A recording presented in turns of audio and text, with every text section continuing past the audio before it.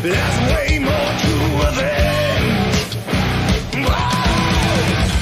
50 million souls living in this realm without much hope. Not too long ago, this kingdom was a golden state of hope. Yeah!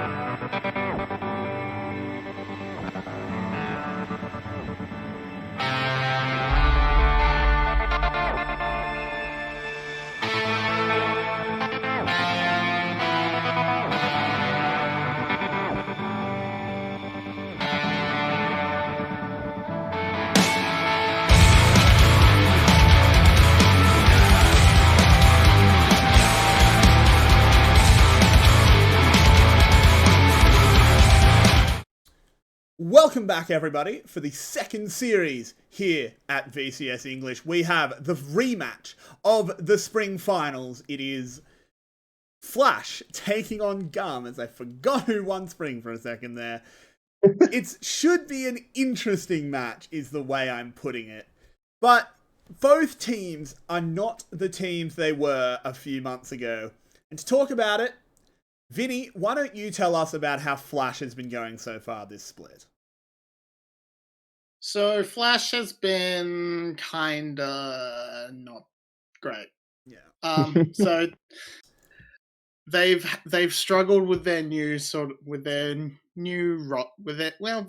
I say new roster. So they've struggled with their old roster too. Certain players that we expected a lot from just did not show up at all is in the first week. And now one of them just straight up isn't playing right now. Mm-hmm. So there is clearly something beyond. We think there's something beyond just play that's influencing that. But something's going. Their top laner was unfortunately, it's still Stark, even though it wasn't meant to be. It was meant to be Prophet. That's an ongoing thing. That's an ongoing thing, but unfortunately, Stark's kind of being exposed. In the recent weeks, he's picked up a bit, and as has the whole team, but they've really struggled to sort of find themselves recently. And yeah, they're not looking very crisp. They're looking quite lost, but they have been on an upswing.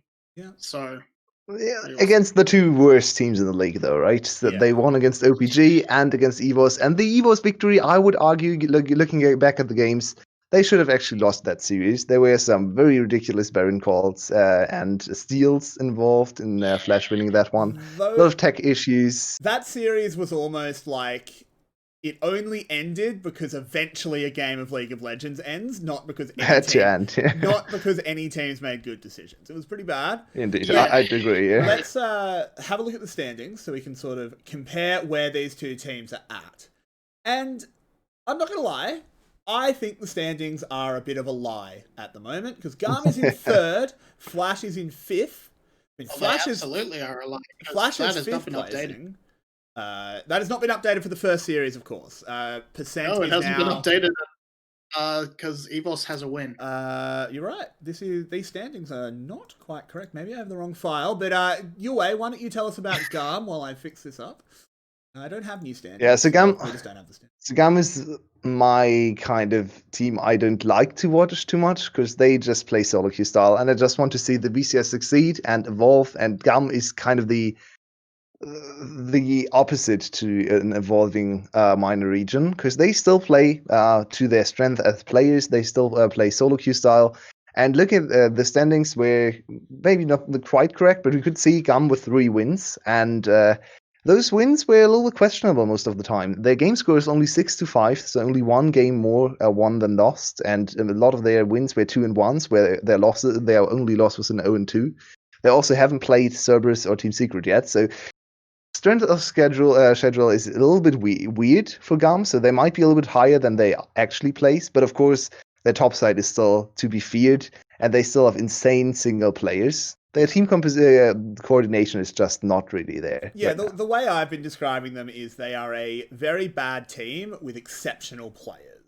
They don't particularly work together, but just before we head into Champ Select, we don't have too much time. Let's touch on Flash's bot lane. Now, Vinny, do you want to talk to us a little bit about 𝗧𝗲? Has he been living up to expectations? What do you think of him so far? So, obviously, 𝗧𝗲 has not been living up to expectations, because expectations are he should be the best ADC in the league. And he's definitely not that. he's shown he's still very good. He's shown he's not like completely washed or anything, but he's had difficulty sort of having an impact really on the game, and as a result, you can see he's got very low like kill participation, kill share, and things like that. So he's not having that great an impact, but his like laning stats are still good. He's getting high CS per minute, and I mean his KDA is not that great, but it's hard to have a really great KDA when you're losing.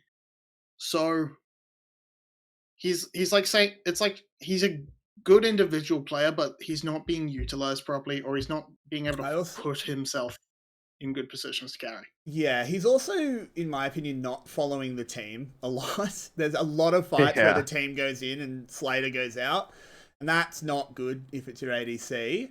But let's talk about who joins him down in the bot lane. One of the more hyped transfers going into this split. CBL was taken out and 𝗙𝗺 was brought in. And Yulwei, why don't you talk about how 𝗙𝗺 has been? Is he living up to it? Or is he falling down?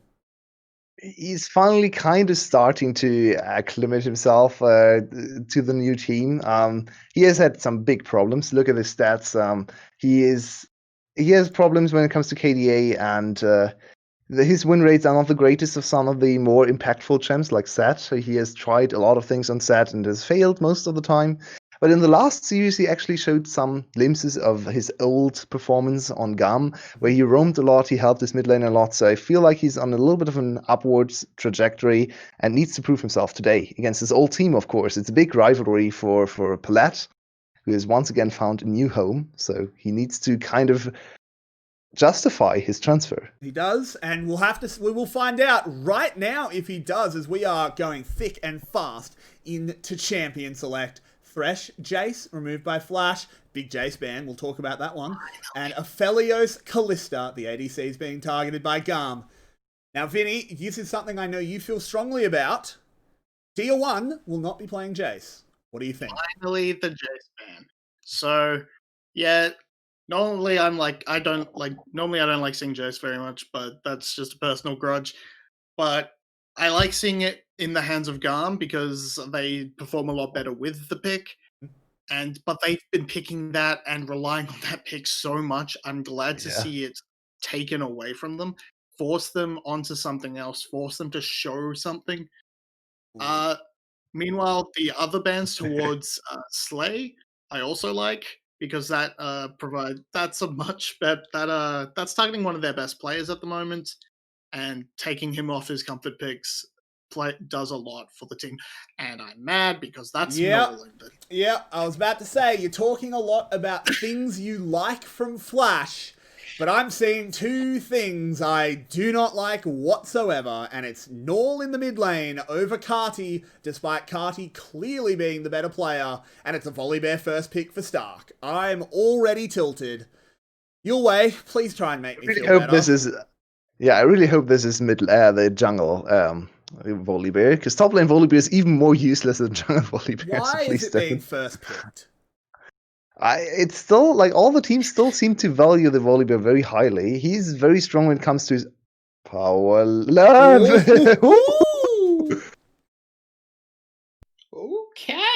Okay, 𝗀𝗃 is probably in bot lane. I think this is the bot lane. I mean, we don't know who their bot laner is yet. I imagine it must be 𝗀𝗃 if they're playing the Dingadonga. There's no way Tier 1 plays the Dong. There's no way. I've heard rumors about Senna Heimerdinger. That lane is almost impossible to win against. That is a very painful lane. I've played it a few times too. This could be a 300 IQ counter pick into the VolleyBear top. Yeah. Fair. Yeah. Could happen. That's assuming it goes top, and because I mean the VolleyBear isn't a great pick, but it's a pick that you shouldn't be able to lose lane quite so hard. So getting that sort of safe-ish laning pick on to Stark might help, I don't know, reduce Kia's impact. There we go. All right. We are going for aggressive draft here from GAM again. This champ got buffed in the last patch and got a lot of win rate, I think. Yeah, it did. Like It went up a lot. 1% or something. Yeah. Tier 1 is very good on it as well. Indeed. So it's already a win lane, win game style again. Let's see if Senna gets banned. I would actually think this is bot lane Heimerdinger, especially if you see Genza's name. We don't know if Genza's in or Jisoo or 𝗀𝗃𝗃 again. Who knows? Could be I anyone. have not seen face, so. Yeah, and I'm not good at faces. I'm very bad at them. I will say we complained about 𝗀𝗃 coming in. This is his only good champion. Yeah. He's only good at Zoe, and even then He can he's not play amazing. 2 champs. I wouldn't even say 2 anymore. But he has got his Zoe, so good. He might be useful. We'll find out. I still think you should be playing 𝗁𝗃 every single game. I don't mind Ego being in. Ego's justified his spot to me, because 𝗂𝗔𝗠 was really bad. Renekton, taken away from 𝗂𝗃.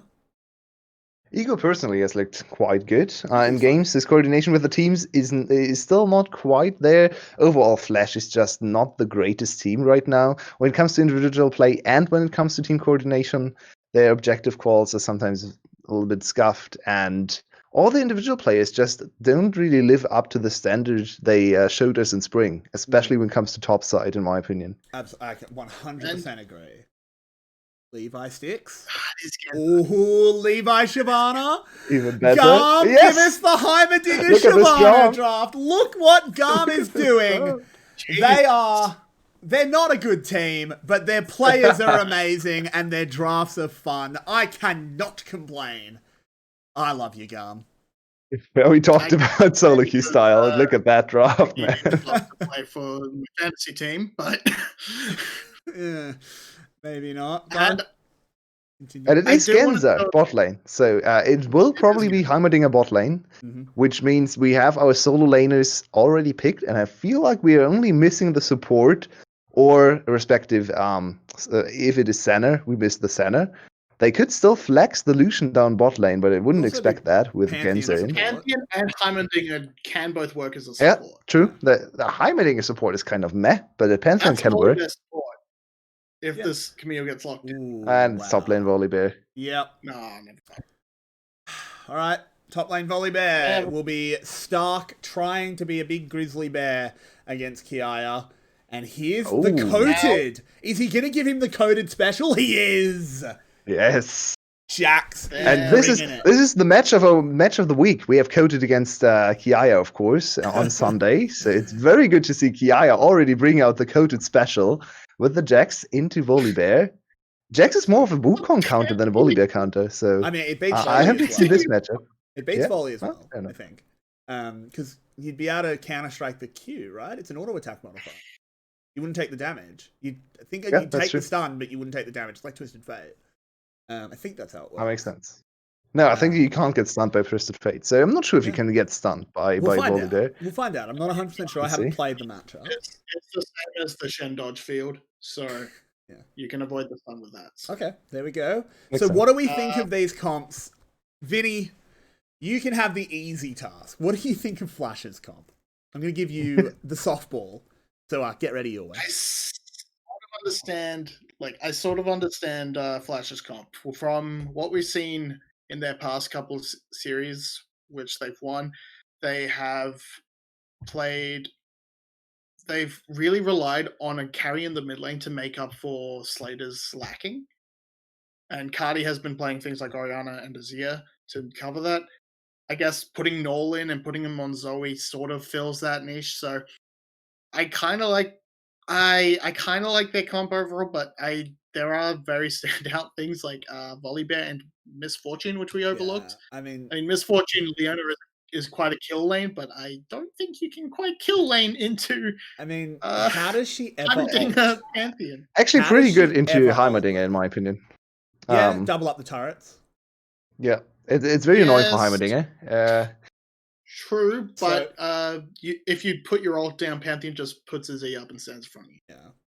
So, closing thoughts, Vinny, and who is going to win it? Will it be the reasonable comp or the fiesta with good players? Let us know, mate. What do you think? It's basically a coin flip, so I'm gonna I'm gonna throw my support behind the 𝗳𝗲𝗺 Pantheon bot lane. Oh yeah. Hell yeah. Is that? Hell yeah. I'm Oh, yeah. excited. I think 𝗧𝗲 is going to struggle this game. The lane, probably okay. I don't actually think it's that bad. It is. Leona can stop Pantheon doing things, and as you said, MF's fine against 𝗳𝗲𝗺. How does he ever operate a team fight with the big boy Shyvana, the Lucian, the Jax? How do you ult? Ever? Well, we'll have to see if he can come up with a cool play, maybe hide behind a wall or something. We saw that happen from 𝗧𝗲. 𝗧𝗲 actually was super good with that last week with his first pick MF, which is a really VCS thing that is not happening anywhere else. At least I'm not aware of any other league that does that. Cool tanking here done by 𝗂𝗃. He's utilizing his Counter-Strike to give Levi a very healthy start in top side. Usually you want to start, of course. 𝗳𝗲𝗺 wants to go to lane to set up his turret, so this is very, very advantageous for GAM. Of course, now 𝗂𝗃 a little bit late to lane. He also took 1 tick of damage, so probably getting pushed in. But that's very common in Volibear matchups anyway, where you just get pushed in from his passive. And Jax doesn't really have to trade early on. Ow! Owie. That hurt. Yeah. Oof. Of course. So, 𝗳𝗲𝗺. Gens is giving a good 𝗳𝗲𝗺 is one of my... here. He's got the hazmat suit on. He'll keep everyone nice and healthy, considering the global situation. But go ahead, make your point. You love 𝗳𝗲𝗺, don't you? I know you play a lot 𝗳𝗲𝗺 of is one of my... Break it down. Is one of my all-time favorite champs, for sure. I play a lot of 𝗳𝗲𝗺 together, paired with AD supports, like he did here as well. I like to play him with Pyke and Senna. This one is a little bit more lane-focused, I feel like. 𝗧𝗲 can, of course, try to roam later on. 𝗳𝗲𝗺 not super great early in lane. His turrets are not tanky enough. He kind of he loses auto attack traits, of course, against ADCs, and it's hard to hit your spells. So especially if you get pushed in. So he's basically just getting to a point where he can operate a little bit better. As we see Ego invade here. Can he kill Levi this early on? This would be big. He has more health. He is Lee Sin against Shyvana. He's challenging. The smite will go over to Levi. He gets his double buff. The Q lands. But with the bot lane, GAM's here. There's the stun out of Pantheon. 𝗧𝗲 throws a spear, but he takes a lot of damage. 𝗏 got the sleep, which forced the cleanse. In the end, nothing really happened. Levi got the smite down, so that was the biggest part. Ego wasn't able to steal. I was not able to catch if he actually had the smite available there. Not sure. But in the end, a good try. 𝗧𝗲 actually super aggressively flashed over the wall. I hope we get to see the replay there to see what happened. But the first attempt to a little bit of action failed from both sides. Both teams were very keen to just get going, get the action rolling. That does not surprise me in the slightest that these teams are rip-snorting ready to go, because regardless of quality of play, which is not guaranteed, this is going to be an absolute slobber knocker of a brawl. Let's go back to your 𝗳𝗲𝗺 point, because it is obviously something we do not see often. In fact, I don't remember the last. I think we've seen it once in the VCS, and it was about a year ago. 𝗬𝗼 played it. Yeah, it was 𝗁 or 𝗬𝗼. Yeah, I think it was 𝗬𝗼. For sure. Oh, we have a top lane dive, potentially. We do actually potentially have a dive. Pretty low. We'll come back to the ding point. Oh, start getting smacked. I think Levi's too low. Can he do They're this? calling it off. They're calling it off. Levi's back. Yeah. But so... Yep, makes sense. Said that... This actually ties back nicely into my 𝗳𝗲𝗺 point, because 𝗳𝗲𝗺 is one of the best weak side champs in the game. 𝗬𝗏1, he's going for the solo kill, but he gets slept. He gets it anyway with the burn from Scorch? Where did that even come from? I'm not sure. But it's traded his back. Potion? Yeah, Corrupting Pot. I think That's it's what potion. it was. It would have been Corrupting Pot. He gets it. Drink your pots, kids. The 1-for-1, but 𝗬𝗏1 is the solo kill maestro. There we go. He once again strikes with a very early solo kill. This was a little bit over-aggressive. This is the little bit of the summer 𝗬𝗏1, where he just goes for reckless plays all the time. He has kind of given up on playing good League of Legends. He's really trying to just go for the outplays or for the montage plays. How does this Look at this again. What actually happens? I think he, Ego needed to land that Q. Ooh. And 𝗬𝗏1 immediately capitalized with a flash forward, even though he knew he was going to get slapped. But it doesn't really matter, because it only comes in like 1 or 2 seconds later. So he had enough time to get another combo with his passive off. which meant he gets the solo kill, and the kill goes back to 𝗂𝗀𝗀, so very bad situation for 𝗏 now in the mid lane. Absolutely. So the question I want to ask you, it is, we started this conversation so long ago, but the VCS does not let up, as 𝗧𝗲 will take a Drake. It's not contested, so we can finally talk about this 𝗲𝗲. You said he wants to just survive lane to get to a point when he can operate. When's that point? 𝗲𝗲, it gets to a point where you can't kill him anymore. It's very hard to kill him. And then he frees up the support. Stark wants to look for something. I don't think this will get much out of 𝗬𝗏. So he gets to a point where he can just play 1v2 in bot lane. He's one of the best champs at that, especially into something like Leona, where you can just wait for Leona to engage and then turn on her with your 4 turrets and stun her under 4 turrets, and she will just melt. So it's a very, very good weak side champion where you just ignore bot lane forever. This is something G2 did 2018. It was banned against them every single game at Worlds. So you need to kind of ignore the 𝗲𝗲, and he will make a 1v2 lane into a good situation for you, and then you can use your members' advantage to accelerate the other side of the map. Usually we see 𝗲𝗲 teams play heavily around top lane, and with this counter matchup, it makes a lot of sense to do that here as well for GAM. Yeah, absolutely. That's super interesting. That Pantheon support makes a lot of sense as well. Pantheon is so deadly on the roam. So if 𝗧𝗲 can get freed up and he can start making plays with 𝗬𝗀𝗀 or 𝗬𝗏, GAM comp is looking frightening. Let's zoom out a little bit, as we have had 7 minutes of play, but it feels like 20 minutes of action. What do we think so far? How's it going? Who's got the tempo lead? And what are you waiting for? I think it's going pretty well for GAM right now. We haven't really had the time to talk about their composition. I don't really know if you can call it a composition even. That is a lot of damage. Oh my god, 𝗬𝗏. Please calm down. My friend, I love it. I love it. It's a lot of aggression, of course.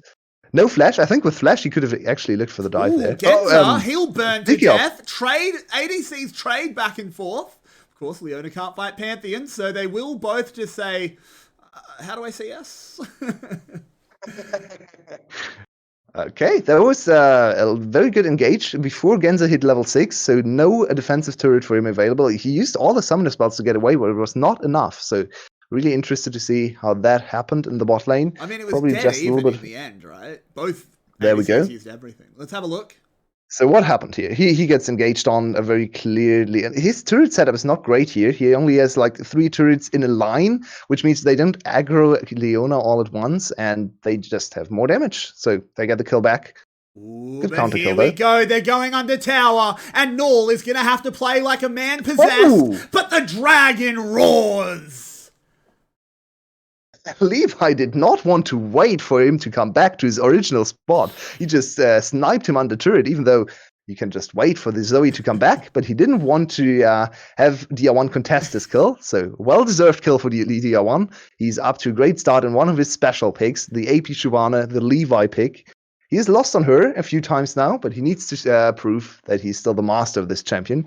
So far, it's looking great. 10 CS lead and the first kill over to 𝗧𝗲. Absolutely. We have to be careful. If 𝗧𝗲 does get too loud, he might turn out to be the Dragonborn and hit us all with some shouts, because he has dominance on that dragon we don't often see. Looking up at the top lane, the counter matchup is doing very well. In school, we sang the Skyrim opening. It's one of our school things. Did you? Yeah, like not translated as well. Like we sang it in Dragon. It was a bit weird. Nice. As 𝗬𝗃𝗃 gets a decent little poke, and here is. But look at the map. Flash very much ahead on this Rift Herald play. The GAM bot lane is trying to walk up there. 𝗧𝗲 doesn't have his ult available, so this should just be the free Rift Herald. 𝗧𝗲 also not on ultimate, so he gets caught here and doesn't have the ultimate to jump away. He does not have it yet. He's about to get it. Oh my god, Ego. He's kicked him over the wall. He saved the other jungler's life. He now returns super dangerous. the fight. The flame breaths are available. 𝗬𝗃𝗃 is going forward. There is one. The bear's dead. Lee Sin goes down as well. It was GAM that got the Herald for sure. And that is shocking, Ego. That was awful. It all goes wrong. It all goes wrong here for Flash. This could very easily be the game-deciding play if we look back at that, because it's not over yet either. 𝗃𝗏𝗺 trying to dive. Yep, they're going forward, and that is going to be the 𝗲𝗺𝗺 picking up a kill, and they have full mid lane control. 𝗧𝗲 was trying to be nice and tank the tower with E, but it was on D1 the whole time.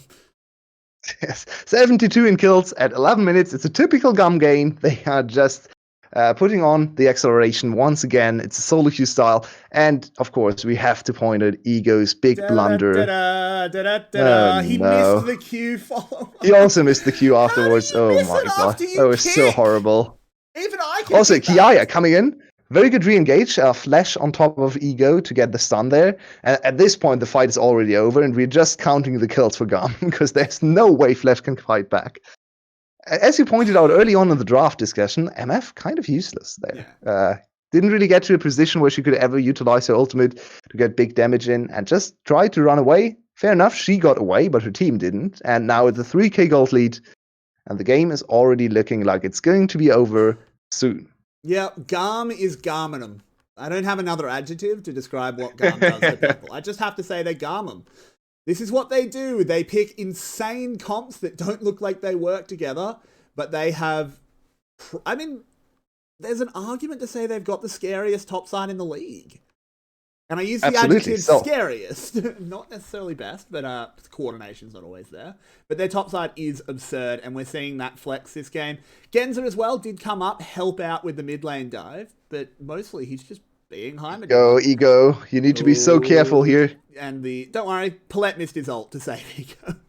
Save Ego from himself. So I think we're at the point where we can start counting skill shots and accuracy for Flash, because this game has been horrible in terms of individual skill shot ratio. I've seen Ego throw 2 important Qs, and both of them missed horribly. Missed both, yeah. Think about that mid lane where they went for the 1v1. 𝗃𝗏𝗺 goes, oh, you missed the easy Q. I'm just going to go for the 1-for-1 kill and get ahead on Lucian. Easy. And then you kick Levi over a wall, which means he goes in a straight line and is stunned, and you miss the Q. Again, I'm terrible at League of Legends.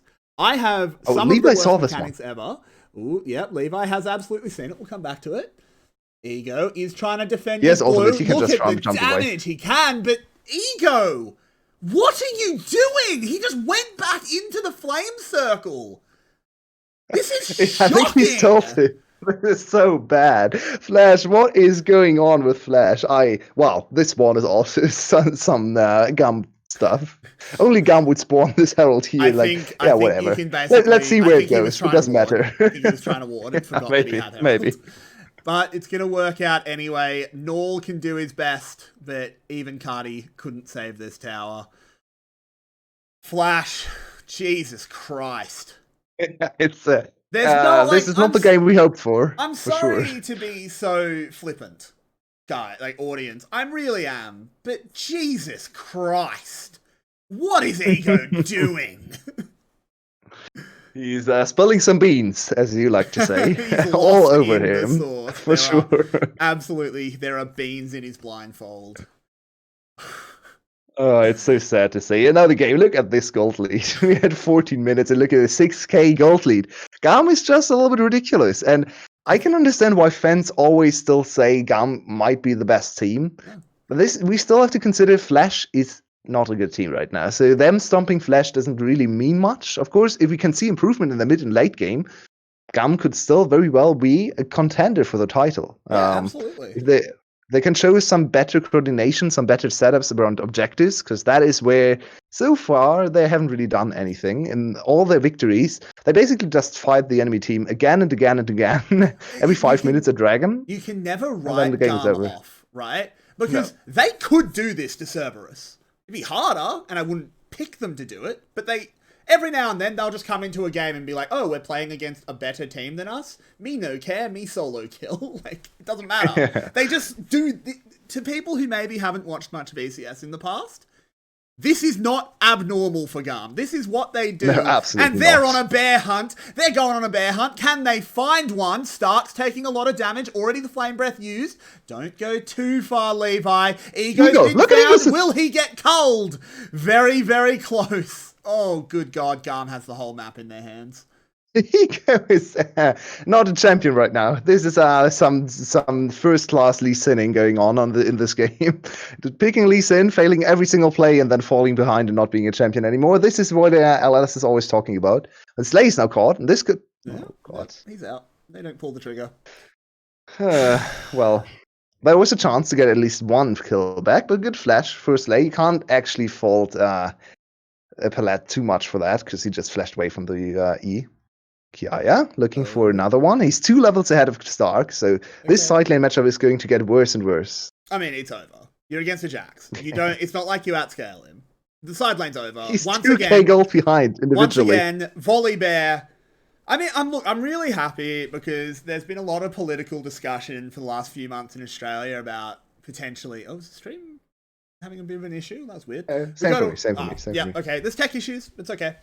We can just keep talking. There's been a lot of political discussion in Australia about, the bushfires. They destroyed a lot of koala habitat. I'm really glad they found a new home in Flash's top lane, because every time Stark has picked VolleyBear, he's been about as threatening as a baby koala. I'll tell you right now, koala can't hurt anyone. Baby koala. I could kick a koala's ass.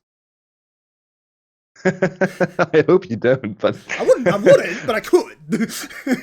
You could. Yeah, koalas are cute though. At least they look cute. They look. So at least Stark has that going for him. Not very helpful to win League of Legends match though. Yeah. And they try another objective. Last time they tried the Herald.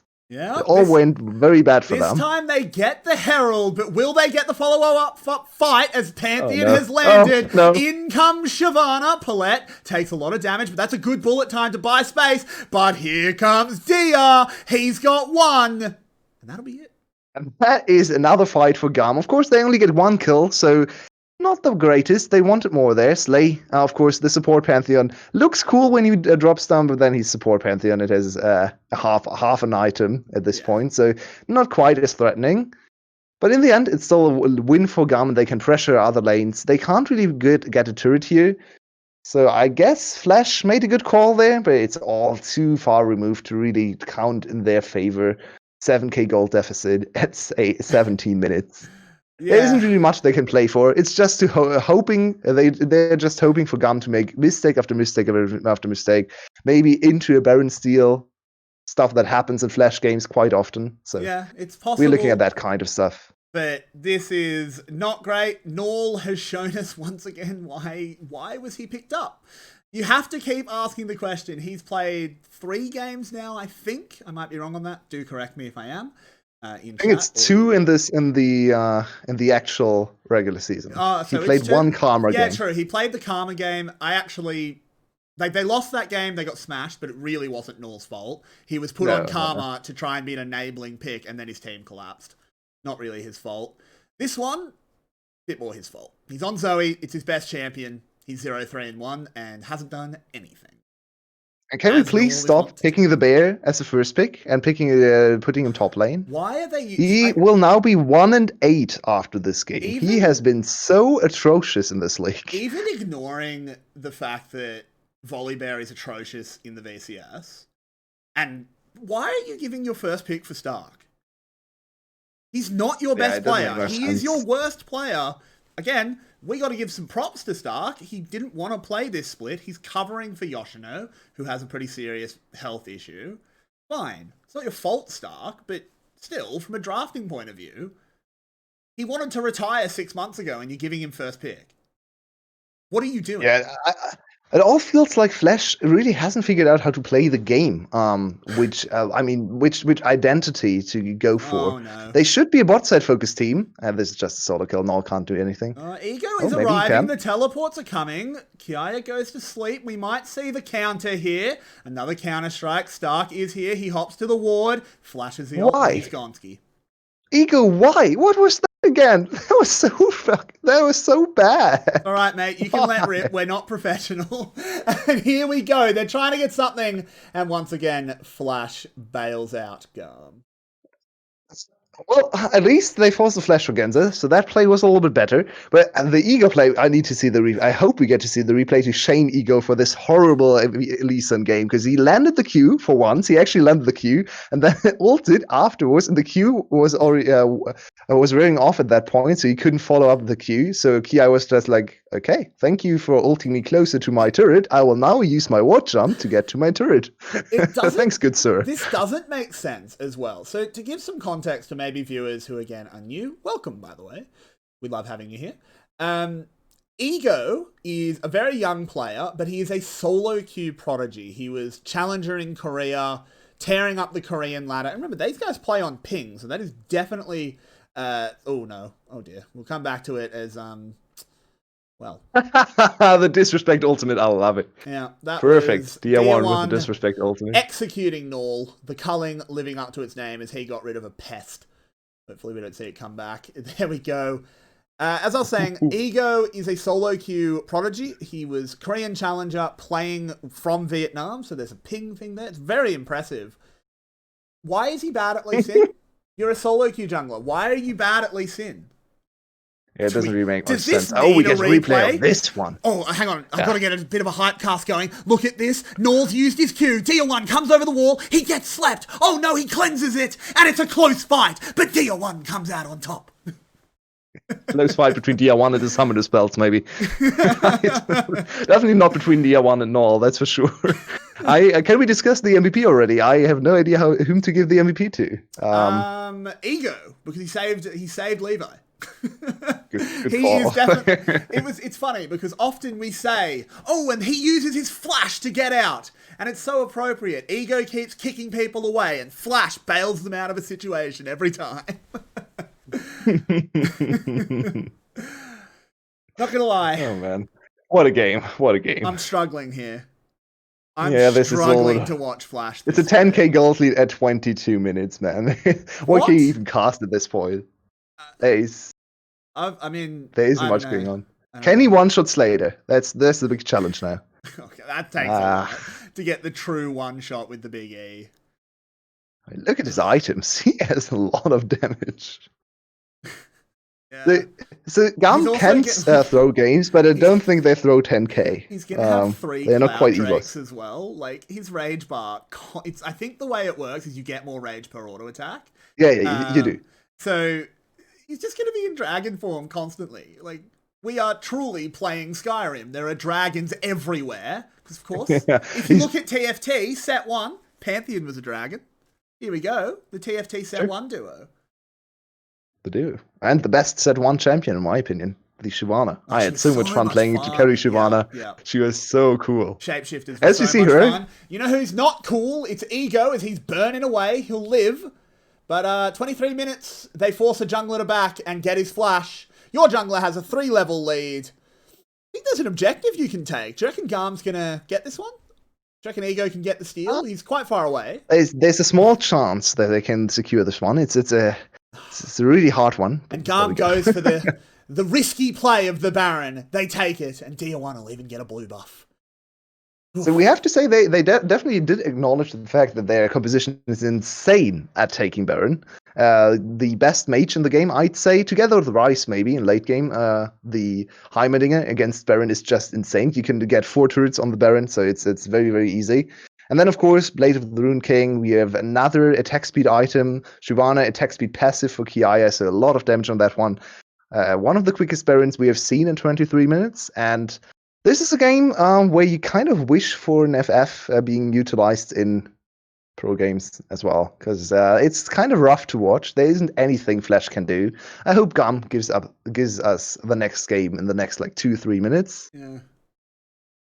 But maybe they want to play with their food a little bit. That's very GAM-like as well. I could see that happen as well. So let's see how they approach the closing of this game. Speaking of food, because there's nothing to talk about in this game, I've been baking a lot recently. I'm very proud of myself. I made some cookies today, chocolate chip cookies.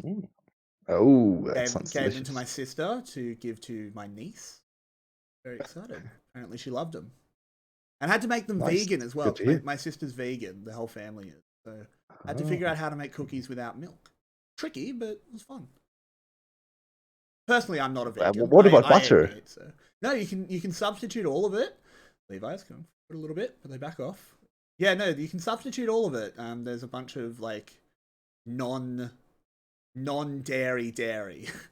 Makes sense. Yeah, Very of course. interesting. Yeah, you can make a lot of really good vegan food. My sister makes great food. Love it. Yeah. I was once invited to a vegan wedding, I think, and the food there was one of the best I've ever eaten. So yeah, for sure. I'm quite lucky because my sister married a guy. He's Australian, but he's got ego. He's got I think he's got Indian roots on one side. That sounds great. And so they're all vegan because that's not uncommon in that culture, and the food is 10 out of 10. Their wedding was, again, some of the best food I've ever had. My favorite food to eat out is Indian food for sure. I love it. It's so good. Yeah. But good 3-lane push here. Let's check back in with the game. Do that. This again, like maybe cooking talk is more interesting. I can talk about cooking for hours. I don't know if I've mentioned this on cast. My mum used to be a fairly successful chef. She has written 6 cookbooks now. Yeah, but she quit when she had her 6th kid because kind of hard to be a chef and have 6 kids. Makes sense. Fair enough. But you probably still got to eat some of her. Oh yeah. Great. So now 3 members of my family have either opened a restaurant or something of that nature. No, 4 members. Like 2 of my brothers, 3 of my brothers and one of my sisters have all done that. Wow. It's a lot. Sounds good. Sounds a like a lot of free food. Here I am yelling at video games as the Leona ult comes out. 𝗬𝗺 does get slapped, but it doesn't matter. Ego misses another Q, by the way. But he misses the Q, as has become the norm. And there is 𝗀𝗺 secured. And dear God, Yulwei, what is there even to say? I mean, the game has been over for like 15 minutes, so please come. Please, get it over with. Please. Oh, man. What happened to Flash? Let's discuss that. What happened to Flash? How can they be this much worse compared to Spring? I feel like it can't just be the new players. I feel like it has to be a coaching issue. I feel like something is going wrong behind the scenes. And again, just want to clarify, pure speculation. We do not have insiders. Yeah, of course. We do not have inside information. This is me speculating. Because if everyone was happy, as a dive comes in, but it's just going to secure the tower. If everyone was happy on Flash, why would you change things? Why did you pick Gnawll up? Like, I know we flame Gnawll, and quite righteously, in my opinion. But in all seriousness, like, is 𝗏𝗏 unhappy? Did they think they might have needed a replacement? Maybe there's some discord behind the scenes and the coaching staff isn't getting the job done? He's so fast. This game's I love Lucian. By the way, the game's about 𝗀𝗺 Lucian is so funny. 𝗀𝗺 Lucian is one of the best interactions there is. It is very fun. Just zooms around with his ultimate. So, 2 inhibitors down. Will we see a last stand for Flash? Probably not. Oh, Ego's trying for a good position. He's only 5 levels down compared to 𝗬𝗂𝗃, so no big deal. No big deal. Very close game, go for that clearly. One. Oh, good God. What? Like, they're going for this fight. I will cast it, I guess. As there's the first kill. Ego goes down. They're diving under the towers. 𝗬𝗂𝗃 goes forward. Once again, he's got the counter-strike. 𝗏𝗏𝗺 will be the next tower. They might get one back, and that is 𝗧𝗲 going down. Report him. 𝗬𝗺's got the triple kill. Can he get a penta? As he's going to move forward for the quadra here. Will it be stolen? No, it won't. Okay. 𝗬𝗺, he has got about 20 seconds to kill Gnawll. Oh, Gnawll jumping forward. Is he going to go in? 𝗬𝗺, you know he wants this. And no! Stolen away! Nice. 𝗀𝗄 steals it. You see the player cam reaction. They're furious. But it doesn't matter as we have the end of game 1. About damn time. And welcome back, everyone, to our analyst desk. I will get Yulwei back on screen. I don't know why it always breaks, but it loves to. Oh, no. Vinny, I saw you screwing with your camera. Yeah. Make the damn joke. I know what it is, but go. Okay, so you were asking who is Flash's new talent new coaching staff. What happened? Well, I believe these 5 came in and they are notorious talent thieves. So the question is, does Flash have a bottle of Michael's special stuff to get them back in this one? It's true. I think they Yulwei doesn't get that potentially. Oh my god! What? I'm trying to play along. German. He doesn't watch Space Jam. Should watch it. Space Jam's great. Everyone should watch Space Jam. It's that good. No. It's better than that game. I'll tell you that for free. Yeah. So they might not have Michael's special stuff, but hopefully, at the very least, they have a bottle of Cardi's special stuff. Because was Norley even the worst player? He was bad. I mean, he at least doesn't int. I mean, but there was ego in this game. Was Gnål the problem? Ego was pretty rough. Again, Gnål was bad, don't get me wrong, but Ego was way worse. Ego was not just dying, stopping the other team from dying. It was terrible. It was really bad. Yeah. He just played 2 games. I think he needs a 3rd. Well, let's reach it and let's decide on an MVP. Who is going to be MVP for this game? I guess, right. yeah. Got the solo kill, 1-for-1. Levi? Levi's a strong one. I mean, again, this is one of those games where there's like 4 contenders. Yeah, because the game was such a smash. Like, honestly. Genza? For stealing, yeah. He needs to get credit for that. Thing of stealing that bloody thing. I will find it very funny if he's subbed out next game. D's will be like, get him out. Get him out! I will not play with him. But no, I think we'll lock DR1 in for MVP. But again, it was close. You could almost give Ego MVP for how badly he played. He really helped GAM out. But we don't do that here. That'll be it for game 1. Dear God, Flash, I don't know what happened to you. You are our reigning champs. Playing like a recently promoted team. I really hope they can put turn on your together. Screens. Yep, switch the monitors on. Kick the brain machine to get it going, and we'll be back soon, guys. Here on VCS English. You don't want to miss it. If you don't get good games, you get good chats. Why not? We'll see you guys soon.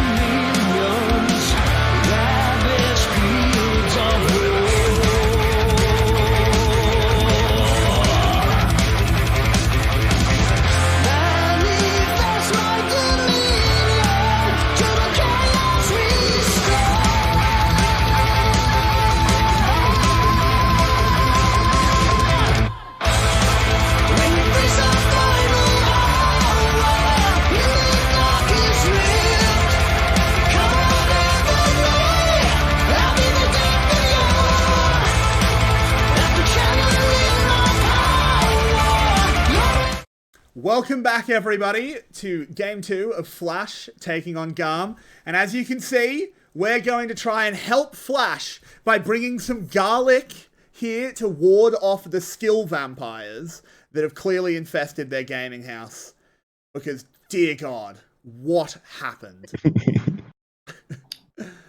Yeah, I think we might be a little bit late, but maybe we can help a little bit here. Maybe the new players coming in can be helped if Flash opts to make changes here, which is very likely, I feel like. So let's hope it helps.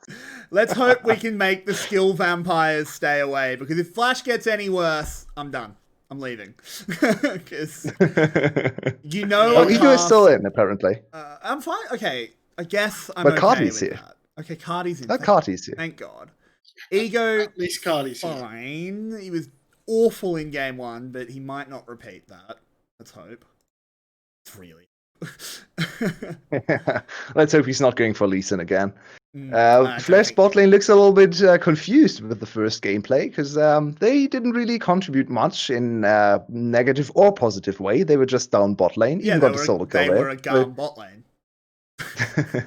They didn't do much. They just kind of chilled, and then they won the game because they did an int. That's all a GAM bot lane has That's to true.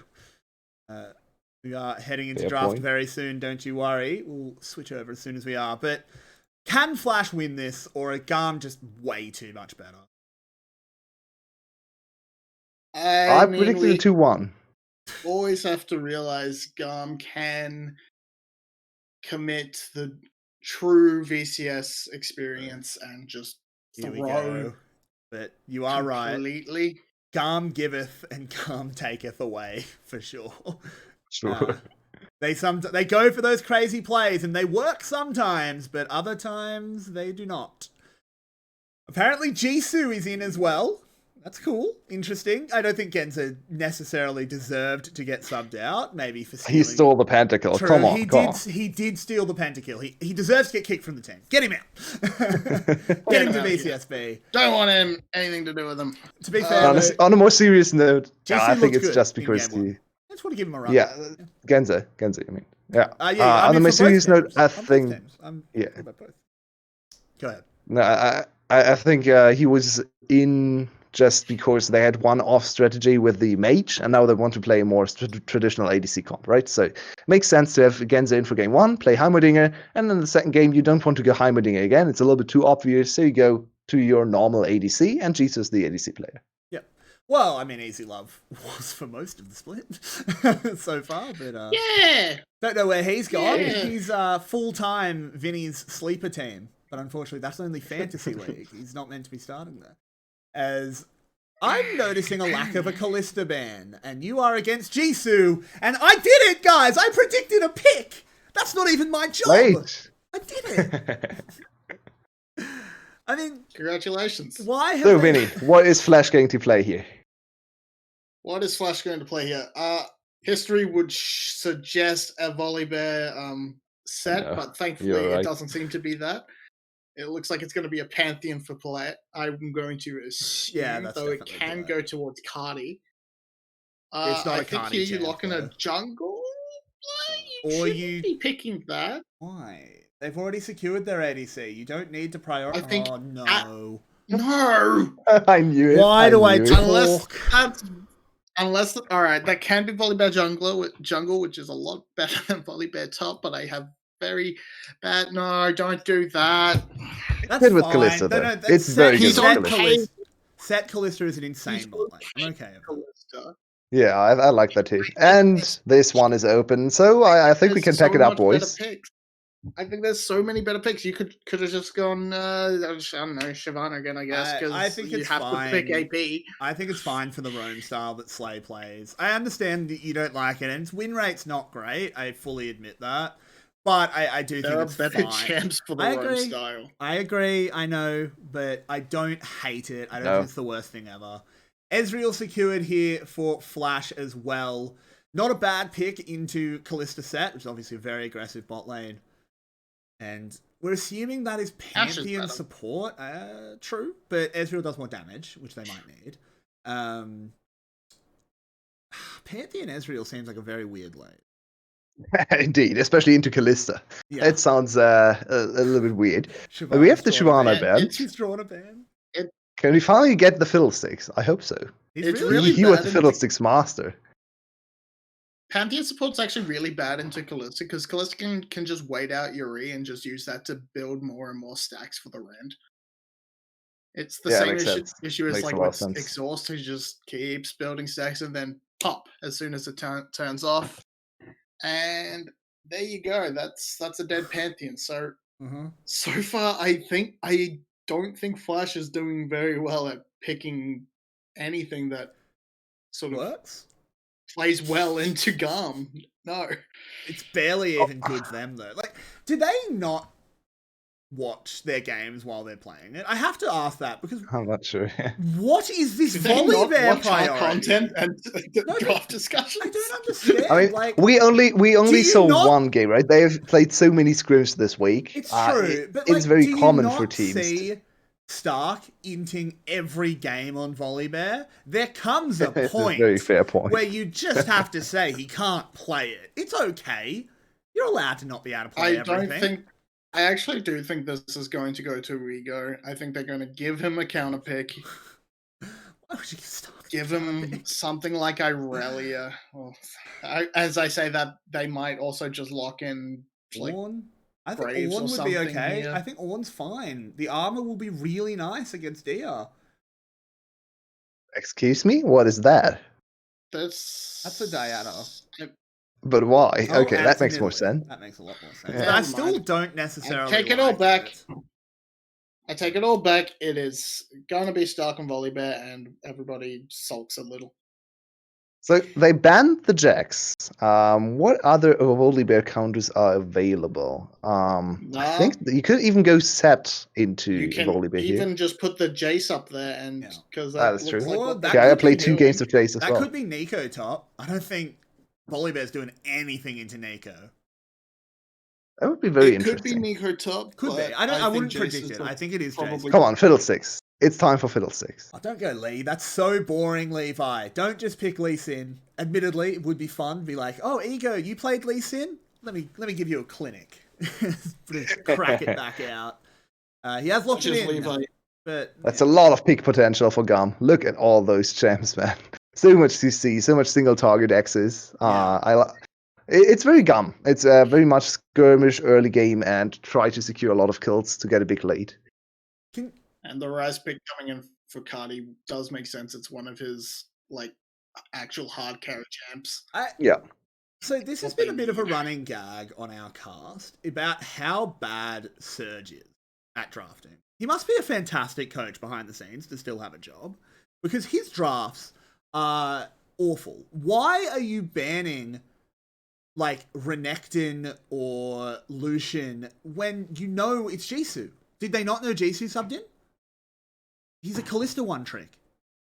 He's the only Jisoo kind of had a very poor showing last year. He was okay, but he got a 𝗂𝗧𝗃 ban every game. You had to ban it. That was when 𝗂𝗧𝗃 was rubbish as well. Not a good 𝗂𝗧𝗃 meta that I'm talking about.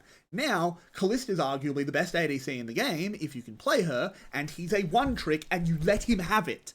What are you doing? I can definitely What are you understand doing? the frustration. That is very strange. Though Slater on Esria into 𝗂𝗧𝗃 has performed well. He had the one like 7-1 and something game where he just almost carried the team to victory. But you know they're I going to fear for pick Flash's it. That early was the game, most though. obvious first pick in existence. I don't get That's it. true. I really fear for Flash's for early game in this game, though. Where are they going to play? What lane are they going to play through? You usually want to go top lane with Nidalee, but can you do that into Kiaya here? Big question mark. Maybe they try and exploit the Nico. Maybe. That's a really hard thing to do. No, though. I is agree. a I think very safe. you could say champion. the same thing about winning this game for Flash. And I'm sorry to sound angry, but I am. This is not good from Flash. I'm very disappointed. But Vinny, give us your last thoughts. Do you think Flash can do it? I think the only way Flash can do it is to actually, as weird as it sounds, just camp the top lane. Jace is the most exploitable point on this map. That's what you're gonna have to do. But I don't think they can do it. All right, well, we'll have to find out. If we get a game 3, I will be very surprised. But it is possible. GAM does sometimes do some very crazy things. Let's sort of take it in. I agree. What lane do you play through for Flash? I guess they've picked a bit of a scaling comp. They want to play through Ryze, Ezreal in the late game, but can you do that against GAM? And you get there. That's my big worry here. For sure, the late game looks promising. A little bit short range on anything that is not Ezreal. But Ryze Ezreal is a super strong backline combination, a lot of damage. You can move from objectives to other parts of the map. You can try to backdoor with Ryze. So I definitely don't mind the late game composition here. I'm just curious if they can actually get there. Yeah. And I want to point out 2 rune choices before we move to the next point, where 𝗂𝗃 and 𝗧𝗲 went with the speedy rune choice, and especially for 𝗂𝗃, I really like that, because his only worry is to, level 2 gank, never mind me. Levi's coming in on 𝗏𝗏. It's just going to be some damage, but this immediately gives 𝗃𝗏 full lane control. Started with W here, so it was from the get-go not planned as a kill, just a little bit of a damage gank, which helps the 𝗃𝗏. He still kind of got damaged, or the trade was not the greatest for him. He got chunked a little bit there. But to go back to my point about face rush, I think that's super smart from 𝗂𝗃. He can just kind of utilize his E in hammer form to just get away from Stark, and then let the speed buff come in and run away from Ego as well. So it's going to be hard to gank him in top lane. Yeah, for sure. That removes that as sort of the possible way to play. 𝗃𝗏, of course, has the Glacial Augment as well. Very good pick. Pretty standard, I think, on Neeko these days. Not that we see Neeko very often, of course. It's only our second outing for the Lizard. She's always fun, though. That's true. She has so many cool play. Look at the pick potential. 𝗃𝗏 pops like GLP or Spooky Ghosts, gets the big slow, and then Lee Sin, Jace, Kalista, Set. You are not getting as I said in draft, this is once again a very GAM draft where, nice dodge again from Levi. You shouldn't go for the kill. That's a little too risky. But they have so much CC, so much single target access, and can just run people down. I really like their comp for how they play, because this is very much... basically, you don't need much team coordination. You just need a little bit of knowledge. Look what GAM's done. Well, they just left the bot lane to be like, nope, we're going to take the 𝗏𝗏, actually. And that makes a lot of sense. We actually see this from time to time with great bot pressure lanes, and they too are very, very strong in the bot lane. So they got both of the 𝗏𝗏s, one for your ADC, one for your jungler, and especially you deny it for Ego, who's now kind of pigeonholed into just waiting for his own camps to respawn. Because what can he do on the map? There isn't really much he can do. Good wards for 𝗂𝗃. He's almost ungankable. No camps up in the top side for the enemy, so he can't even counter jungle, and he has to backboard even though he wanted to stay on the map. Yeah, the timing, luckily, isn't terrible. At least he gets to complete the jungle item. It's not that massive feels bad where you're just like, oh, I'll get a machete. Wee. Not the best. And we go to our favourite time. It's the Sepia Rift. We have a pause. We had tech issues in Series 1, and VETV shows that the pros do it too. They've actually been really good this split. I don't want to flame VETV too hard. So far, they've actually been fantastic. Just a few issues every now and then. Here we go. We have a pause. Most importantly, they've actually fixed their lag issues, where they have a pause from time to time, and every league has a pause from time to time, right? So that's not really on them. But they're fixing their stream issues, where the game was just buffering all the time. That is the big part, and I'm really happy to see that. So yeah, exactly. Very well done. Not too mad at them for having a pause here. Definitely give props where it's due to VETV. They've improved a lot. That makes our job much easier, because there were some games last split that were uncastable. Right? Yeah. Hopefully we get back in soon. I'm not just 100% sure if there's even that much to talk about with these comps. I think both comps are fairly straightforward. GAM is just GAM. It's a brawler comp. 𝗬𝗺 is playing an enabler this time, which is a bit different. He's obviously not a Lucian. He isn't necessarily going to be getting all the kills, but the team is still just let's team fight constantly, right? I feel like the 𝗬𝗺 champion is the most fascinating one, because so far in this split especially, he has really only played hard carry champions and tried to play solo queue style, try to show his insane mechanics on stage. So this 𝗍𝗀 is really the first time he's gone to a more facilitating role, to a more engaged focus role where he can't bring the main damage. And I want to see if he has practiced this enough to make it work. It's more akin to what he played in the spring split with all of his roaming Pantheon games and some of the Tristana games too. So he should know how to do it, but he hasn't really shown as much in summer that follows this style. So still a little bit too worried about. No, not so far. It is hopefully, again, there is a pause at the moment. I promise you we're not just not showing the game. It is very much bit of a tech issue. Hopefully the players get over it soon. Flash's comp, again, we said that this is a scaling comp. It's 𝗧𝗲. If you get there on reasonably even footing, even a little bit down, you can be a little bit down, but if you hit that late game, maybe you're okay. But what's your bet of them getting to the late game on even footing, Yulwei? Would you put money on that one? I wouldn't. Nope, absolutely not. Especially with the very smart rune adaptations for GAM.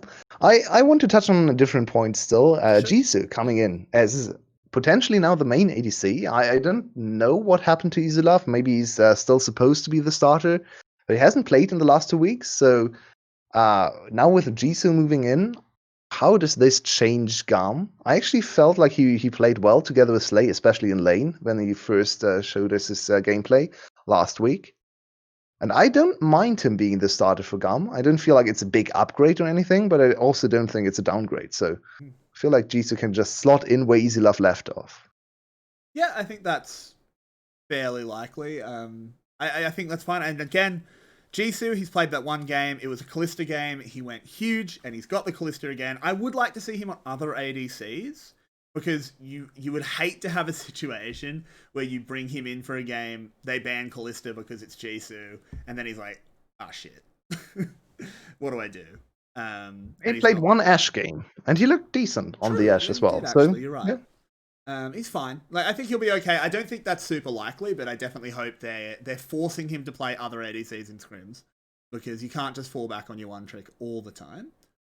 No, it's going to get banned from most teams. Yeah, maybe not from 𝗧𝗏. Teams with a good coach. But it sounds harsh, but it's true. But here we go. A good flash away, dodges the E, but it's not going to be enough as the first blood does go to Ego.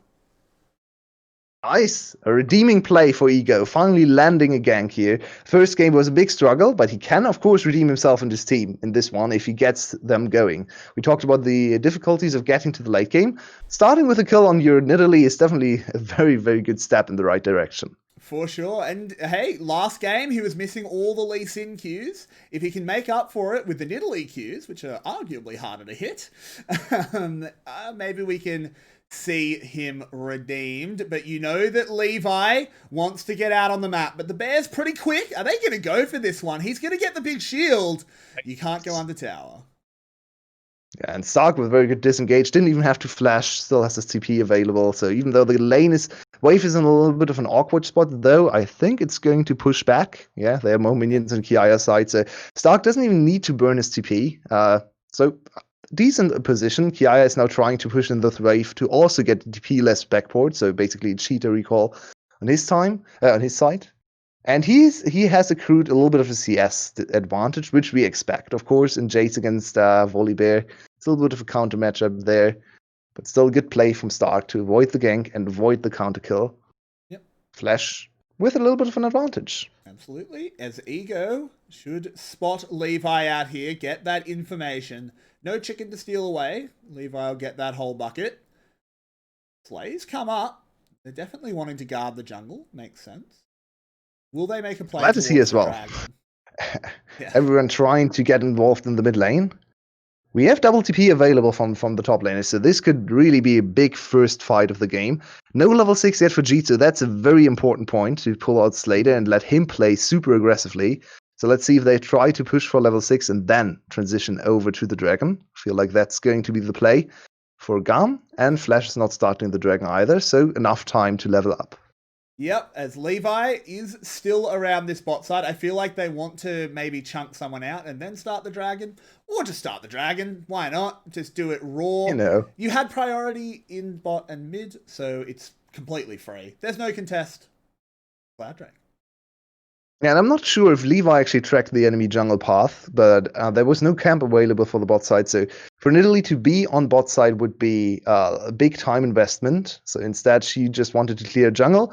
And good read for GAM to just get the first Dragon. Yep, absolutely. Of course, the one Cloud Drake is actually pretty nice, not going to lie. It's almost, do you reckon Cloud Drake's the best dragon to have one of? And 𝗏𝗏. Nice. Oh, 𝗏𝗏 just gets that spear and takes away the blue. He'll be very happy with that, and 𝗧𝗏 will be very sad.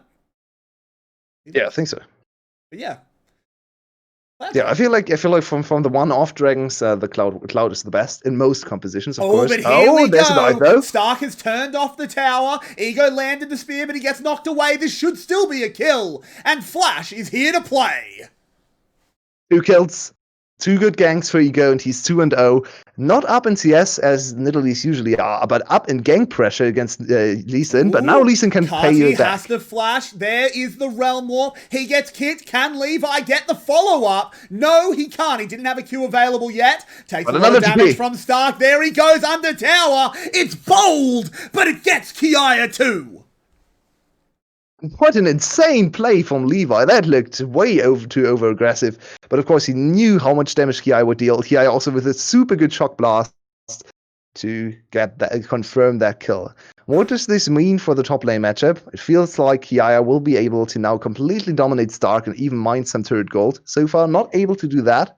Is 𝗏𝗏, of course. 𝗏𝗏, of course, has great counter push. Careful, Slade. You don't want to burn too many resources, as 𝗏𝗏 just tanked it all. Not the best, but they get a reset, so it doesn't matter. And G's low on mana, so it would have actually been a little bit risky to continue the fight. You don't time your mana correctly. I didn't read it during the play. He was actually just distracting them to get the big push in. They knew they were going to reset. He just said, I'm going to make you hit me so that my ADC can push for free. I think that's what the call was, and I like that. That's clever. That's a good call.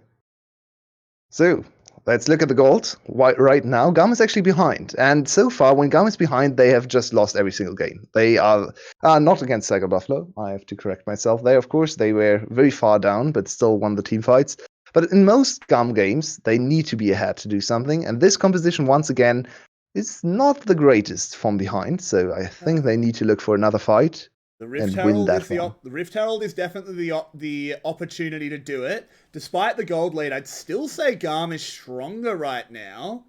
The items for the junglers are completely comparable. It's just the completed jungle item for both. 𝗬𝗏 moving in onto 𝗏𝗏, and a 4v5. Gold definitely doesn't matter. In goes Slay. Trying to find the face breaker. Can't quite do it. Gets the Haymaker shield. 𝗬𝗏 hits another Tangle Barb.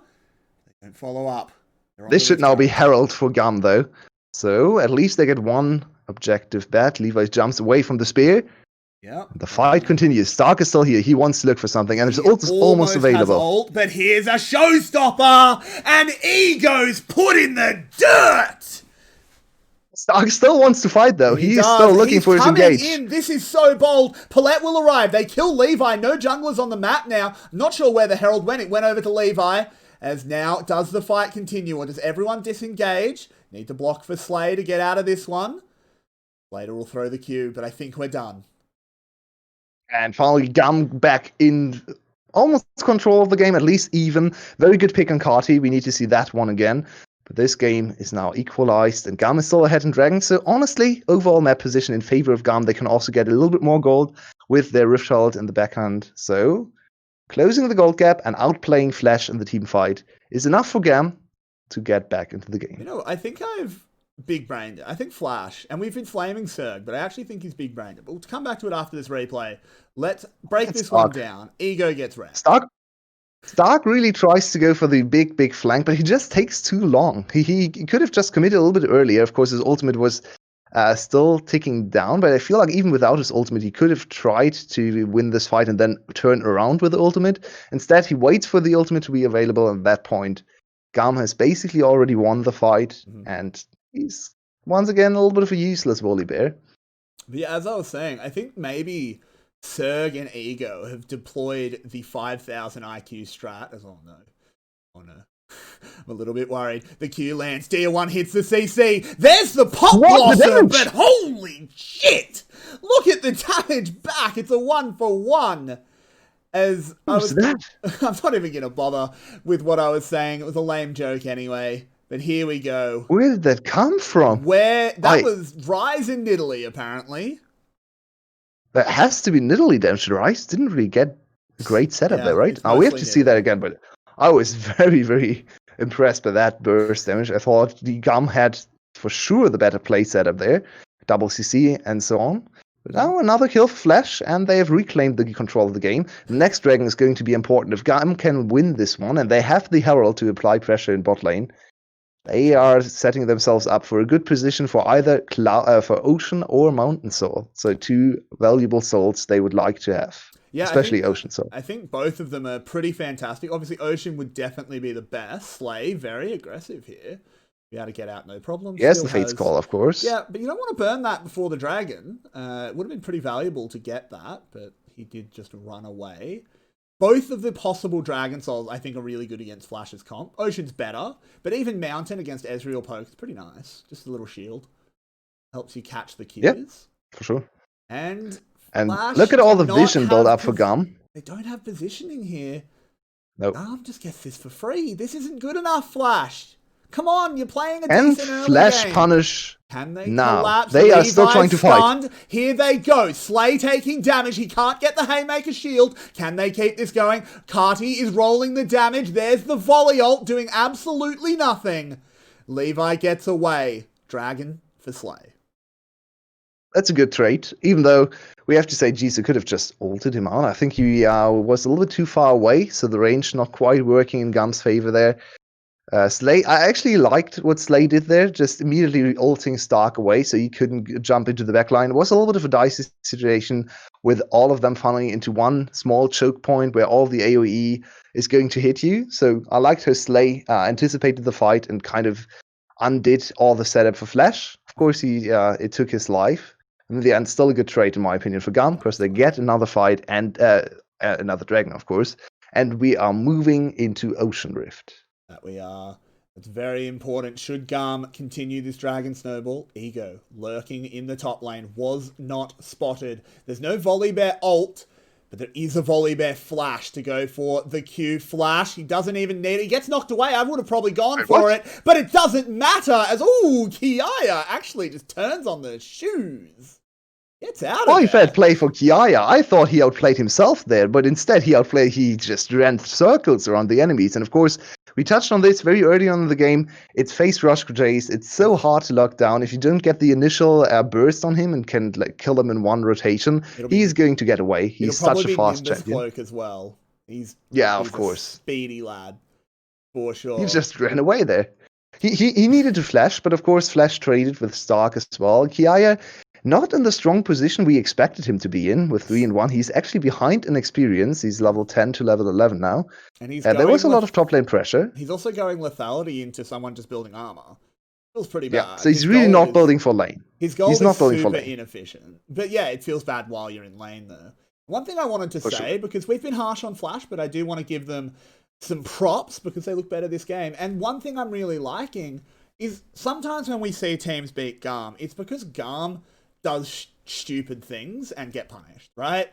I don't think that's been this game, though. GAM have done a few GAM things, but on the whole, Ego is making the plays. He's starting things, and that's really promising. Yeah, he has turned his performance around from the first game, for sure. He's looking so much more comfortable and so much better in the skill shot accuracy, but also just his gank timing and his coordination with 𝗁𝗏 especially. Maybe it's just a little bit more familiarity in the 2v2 and the mid-jungle coordination. Yeah. Nor wasn't in for the first game. Now it's 𝗁𝗏 again. 𝗁𝗏 Ego was the original pair, right? So I think the original pairing was Ego Null, but they changed that very quickly when they saw you're Null's right, level you're of right. play. I imagine they're mostly scrimming 𝗁𝗃 Ego. Again, speculation, but that would be my guess. But what is not speculation is that 𝗧𝗏 is a big boy. He goes in. 𝗧𝗏 perhaps should have thrown himself the other way, but he gets out with a haymaker and a flash, and somehow no one dies. But the Rift Hold now in favor of Flash positioning wise. There isn't really much GAM can do. Of course, Levi's Ego blew his so flash, but yeah, this should be very easy Rift Hold. And Flash can break the mid turret using that Rift Hold. Not quite enough to immediately get the turret, so they need another good wave to push in the turret and utilize the Herald damage. Could also just use the top to get a little bit more standing gold. I would like to see them use it mid though, because mid turret is so much more important for later. Yeah. I think they are just going to do it top, though. Take the very guaranteed gold onto 𝗧𝗏. I think mid, I agree. Investing in the mid lane tower is very good in the long run, but getting your Ezreal closer to the 2-item power spike is very, very good. And you've got to say, with the early game going as it is, Flash is looking really good. They have a good shot at winning this one. GAM kind of messed up their transition here, or their rotation. They used 2 turrets for 1. That is a gentle way to put it. GAM beansed it. They get 1 turret back in the bot lane, so I guess that was their call. It wasn't just maybe more of a misjudgment than a misplay. I think they wanted to play it like this, but I feel like they kind of lost the trade there. Of course, they now have a better positioning on Dragon, which will spawn in 17 seconds, so the recall right now for the bot lane is a little bit late. GAM might have just given up their Dragon Snowball chance. He's fine. He's back. No, I was talking about GAM's bot lane. GAM's bot lane is still on base, while the Dragon is going to spawn in 5 seconds. Sorry, I misheard you. Yep, I think they have given their Dragon Snowball up. Levi's just taking a Raptor camp. Dragon's being pulled out. It's spotted, but can Levi make a miracle happen? Or will it be the first Ocean Dragon being secured? I think we know the answer to that one, and there's the smite. Interesting. They didn't even try to go for the steal. Levi not super strong right now, so it's only a 300 gold kill if you could die here. There's no Baron on the map. Apparently Lee you have good wave clear anyway. Champion. Lee Sin's cursed. Yeah, maybe. I'm pretty surprised GAM didn't go for the steal there. I think it's quite valuable to invest your life there and hope for the 50-50 chance to get the steal. As Flash is under turret. Broken. There's no... It was hitting 𝗏𝗏 though, who just shielded. No big deal. Yep. Pantheon. So now the turret very low. And even though Lee Sin didn't go for the steal, they will still lose the mid turret. So it kind of losing on all fronts. They might lose a life as well. 𝗧𝗏 was not a good target though, as he just got pulled back with the Fate's Call. Stark is going big bear mode. I think they're just trying to get away, as here is Dia. He blows up 𝗧𝗏. Good rise damage coming across. Should dissuade the chase. 𝗁𝗃, be careful though, man. You're very far forward. And GAM get another one. Dia 1 needs to find another one. This doesn't really count. There's just a little bit of gold back, a little bit of a shutdown on 𝗧𝗏, but it doesn't really do much. He didn't even have a shutdown, so just a 300 gold kill in trade for the more important mid lane turret. So in the end, Flash used for Dia 1, and they only get 1 kill. They needed to win this team fight decisively to get back into a better position. I agree, but I still think this didn't need to happen. Like, why are you suplexing 𝗧𝗏? There's a Callisto. Yeah, that's fair. That's a bit of a bad target call. I feel like it wasn't called. It was just 𝗏𝗏 going, 𝗏𝗏 just going, I'm going now. Yeah. He just went in on him. Yeah, good play for DL, though. And pulled out. I wondered about his practice, or how practice he would be on this champion, Nico, but he definitely looked like he had that play down.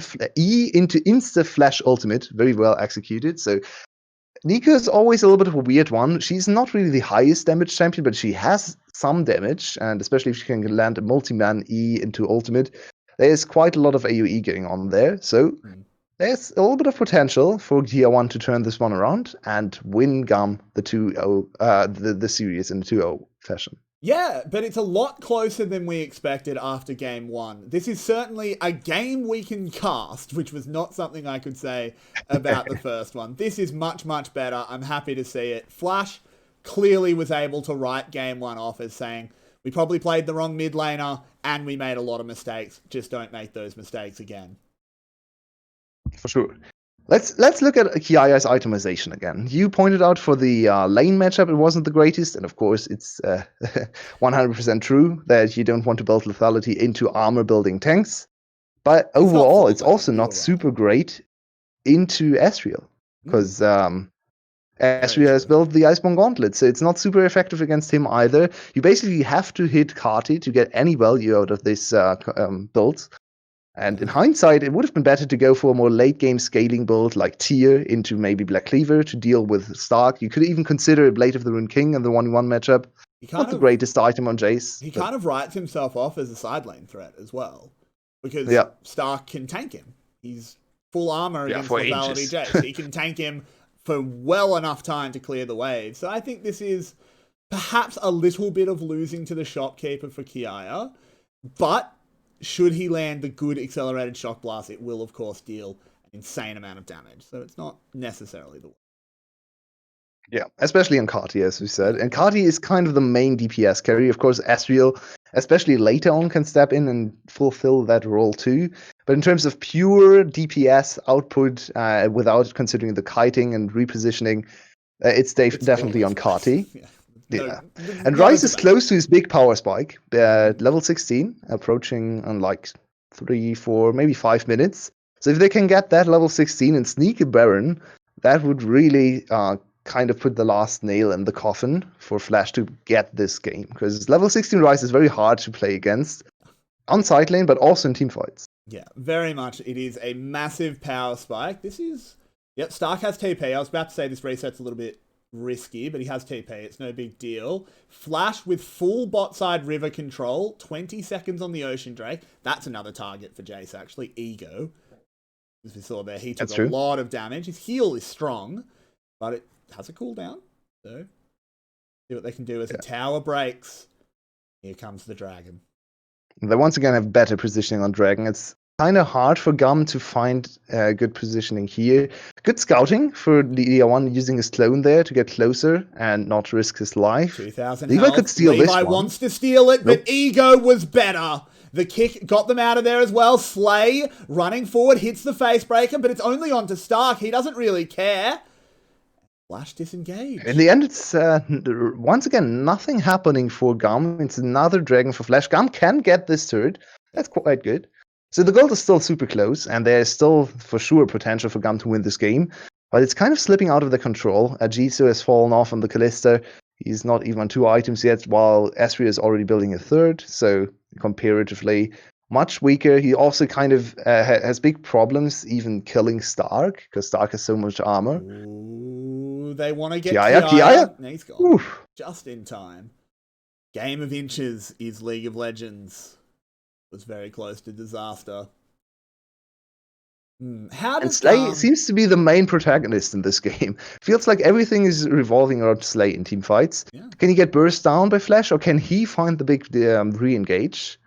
So far, I know Vinnie was very upset when he saw the set support, and looking at this game so far, we have to kind of agree with him, right? He hasn't really done much. Yeah, I mean, again, Vinnie's rage was justified. I do think it was just kind of saying, hey, you know what's really good? Kalista set.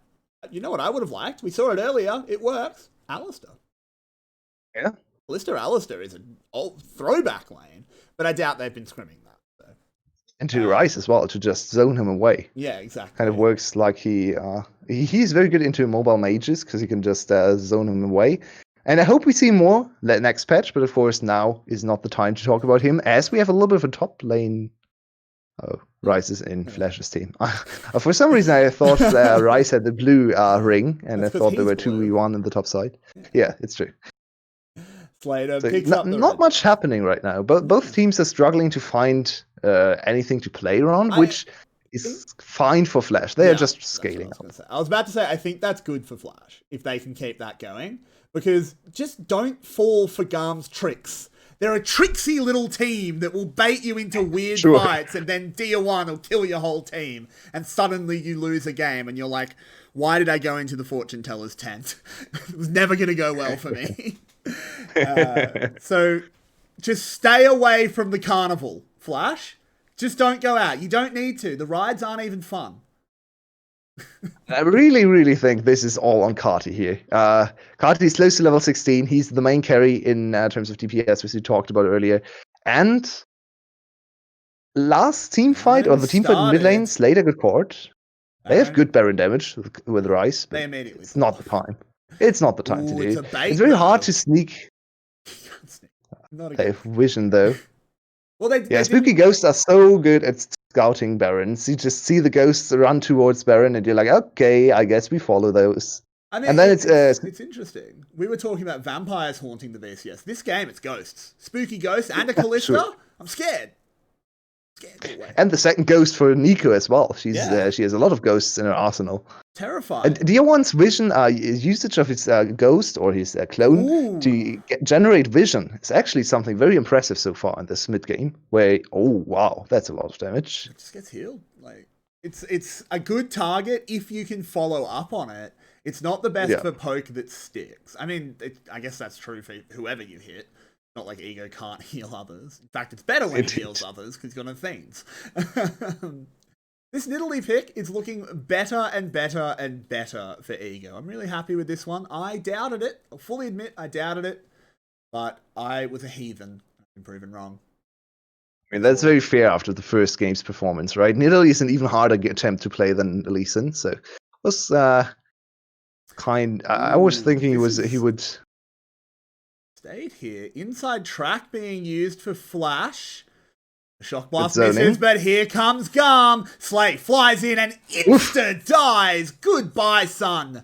You are not level 16 Rice. Here we go. Yep. There's Ego tagged up. Ooh. If that could have been bad, but he's okay.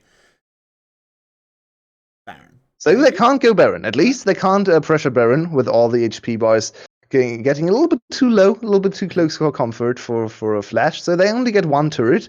And can 𝗚𝗂 do it? What is 𝗚𝗂 doing? What is 𝗚𝗂 doing? He's going to get found, and the Rise gets the shutdown. That was very, very bad positioning. That's shocking. Wait, third Ocean Drake. I don't understand. Why was he there? I don't understand. That was so weird. That was a brain snap if I've ever seen one. Now, Ocean Soul point for Flash. If that one gets picked up, the game is donezo. And 3 Ocean Drakes in themselves already very good at denying Jace poke. You've seen the heal be a problem here, but what happens? This is just 𝗁𝗁 having too much damage. 𝗚𝗂 once again not fast enough on the AR. And I feel like this is not on 𝗚𝗂, but let's look what 𝗚𝗂 is doing here. Oh, we don't get to see it because there's something happening instead. He was farming and hopping on a minion, but here they go. Levi's been caught, doesn't hit the overload, big bit of poke. This could be the one. This could be the carnival. Have they stepped into the tent with GAM? There's 𝗃𝗏. The ult will not land, and the first kill's gone over. And we know as soon as there's an extended fight, you know Flash is going to win that. And they've done it. That was super close. GAM almost found the fight to come back into this game, but now this might just be the nail in the coffin. The Baron should be enough to break the inhibitors. If 𝗃𝗏 can find the Miracle Steal, he would be the hero, but he's too far away. And Flash is really looking like they can extend the series to a third game. Absolutely. I would be backing Flash pretty much 100%. This is very difficult to see GAM coming back. The scaling comp has scaled. And when we had the pause, we were saying, hey, the comp makes sense, but can you get to that late game point against GAM on an even footing? And hell, no, they haven't. They haven't got there on an even footing. They're ahead. 6k. That is quite a big lead against GAM. And as I said very early in this game, we see GAM kind of fall apart when they're not ahead in the early game most of the time. So this is another game in the books where GAM is kind of you saw in not that fight, really doing much. If we get a replay, we can point it out. The coordination was terrible. They weren't. And they also were missing their ADC still, so they were really trying for the off chance of picking someone out. And the start was great. Look at this insane kick damage, followed up by all the poke. Now 𝗃𝗏 needs to hit a 4 or 5 man ultimate to really turn this all around, but he gets slowed. That is the big slow that really, really turns around the fight. as we see the slow from Slater. And of course, afterwards, that's just a very easy fight to win for the front to back composition. They get the Baron. And now this should be almost the last push, maybe the second to last push, as they will break mid lane inhibitor first. Yep, they will be sieging onto this turret. There's nothing GAM can do. Stark runs forward with that righteous glory. I'll have to see if he can bring his righteous fury into this one. Gotta say, the 𝗁𝗚 still hasn't looked justified. Better this game. Much better this game, to be fair. Still not sure why they put such high priority on it. Yeah, Could I have agree. done this Jace, could have done this on Aatrox. Yeah, and the Jace seems to be not the greatest pick into 𝗁𝗚. He was ahead early, but kind of failed to do anything with his lead. So just gotten to a point where he's super useless because everyone has armor on the other side. Even Nidalee, now with armor boots.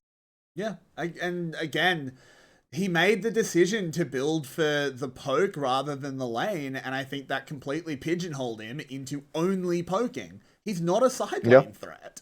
And that's ridiculous. If you're a Jace, you have to be a side lane threat. But here they go. 𝗬𝗺's the target. The bear jump is in. 𝗬𝗺 gets deleted by the True Shot Barrage. And I think the rest of GAM knows how this one is going to go. 𝗬𝗺 and Stark Jesus, not having dealing any a damage. little bit of a rumble. There's the triple kill for Slater. No chance of a penta-steal, unfortunately. But here we go. 𝗬𝗺 just distracting 𝗁𝗃. But 𝗁𝗃's not needed as the only target left to take down will be the Nexus, and I didn't think I'd be saying it after game 1, but I think we will be having a game 3. What a great performance to come back from Flash. Great mental reset to come into game 2. Just completely write off game 1. Okay, we got stomped. Doesn't matter. Let's focus on this one. Better composition. 𝗁𝗃 in, showing us why he should be starting again. And Flash suddenly has a chance to repeat their finals upset performance and take a series off GAM. Yeah, absolutely. Sorry about that. I said get back. Yulwei back on screen. It breaks after every game, and I don't know why. But here we go. I think the garlic worked, guys.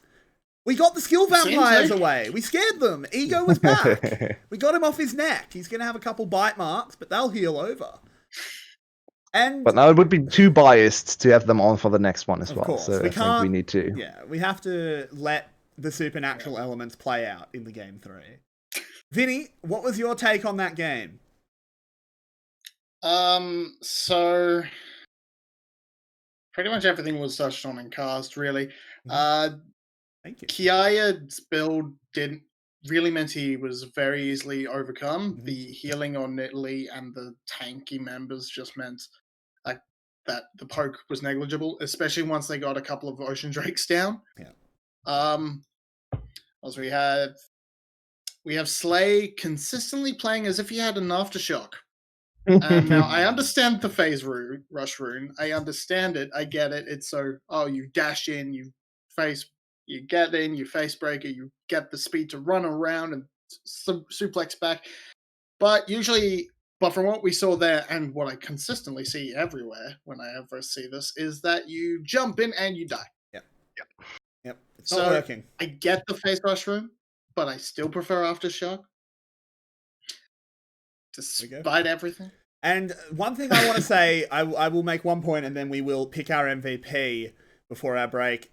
I think we saw in that game, Flash is a team that played together while GAM is just a very, very good topside. If that topside can't get them ahead, they just lose. And it's why I don't rate GAM particularly highly. I know they're a popular team. They've got some of the best players in the league, no question, but their team play is shocking. But let's pick an MVP. It's pretty rough. Who do we think? I think Ego. Ego or 𝗁𝗃? I think Ego bounced back. He started it all, right? Those early Nidalee plays. Yep. After that Lee Sin game, I did not think I'd be giving Ego an MVP. But he truly is Harvey Dent because he's two-faced. This is insane. For sure. But he is, in fact, made of rubber because he bounces back very well. That is for sure. We'll have to see if he pings back down in game 3. Hopefully not, especially if you're a Flash fan. Let's hope for a close one. Thank you for joining us here on VCS English. We hope you're enjoying the show. We hope you will stick around for game 3 to decide our second series here on Friday night. See you soon, guys.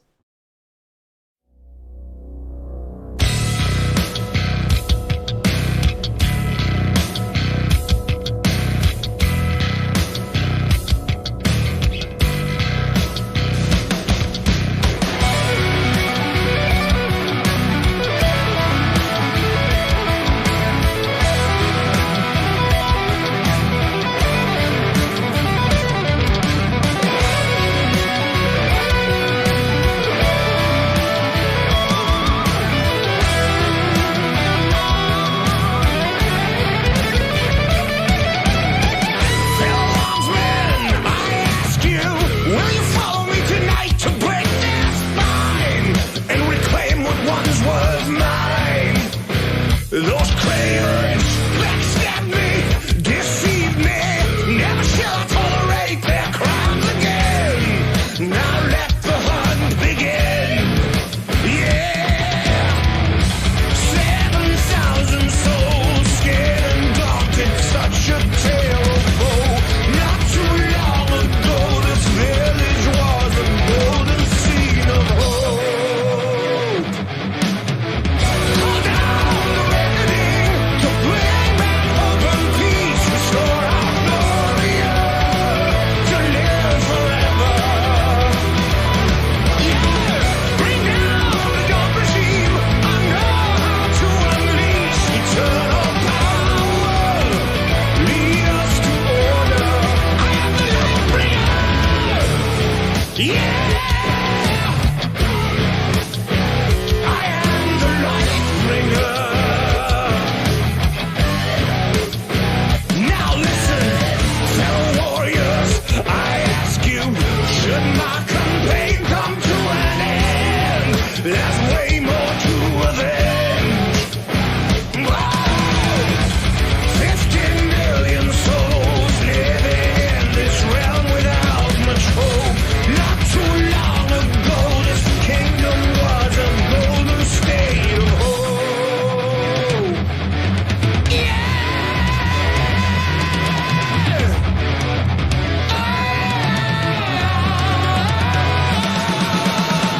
Call down the reckoning to bring back hope and peace, restore our glory to live forever.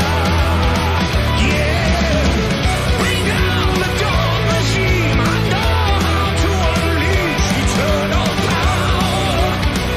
Lead us to order. I am the light bringer.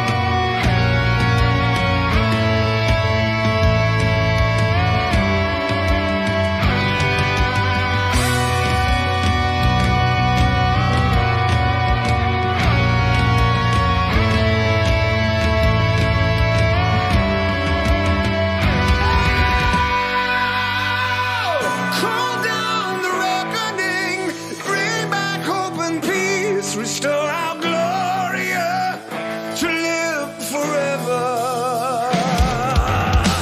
Call down the reckoning to bring back hope and peace, restore our glory to live forever.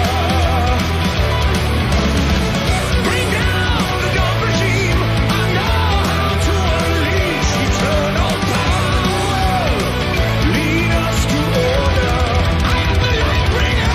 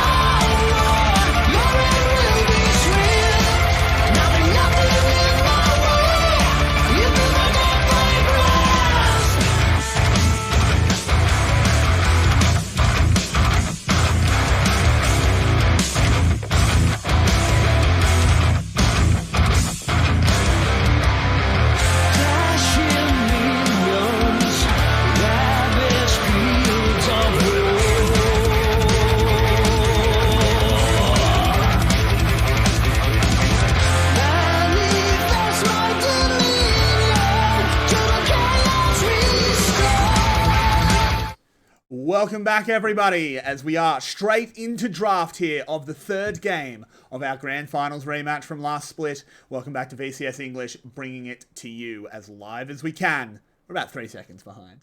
But let's crack on. That is the first pick Pantheon. What do we think? GAM games is so weird. Everyone is just trying to get GAM off Pantheon, because Pantheon in the rest of the VCS is actually not that high priority, so it's quite strange to see.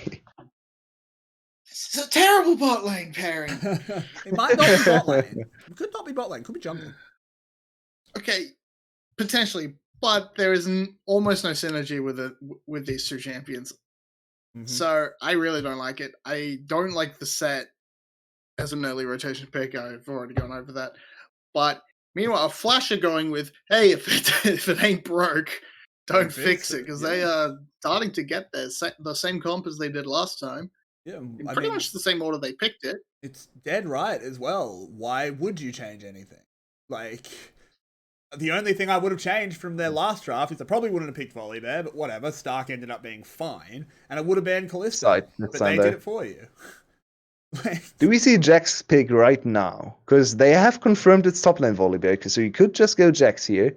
No real risk of getting flexed on. There we go. Okay, that's a big counter pick. 𝗂𝗃 has potential. It's dangerous. So we saw him pick the Jax in the first game, and that looked quite good. He had a 50 CS lead after laning phase. Wasn't really the main factor for the victory, but he could have been a fallback plan for GAM. And maybe he can be that in this game, because last game they kind of ran out of steam and had no late game insurance anymore. And I mean, 𝗂𝗃's Jax wasn't like the shining star of that first game, but he did play a good part in the earlier team fights where he was getting multi-man stuns with his Counter-Strike.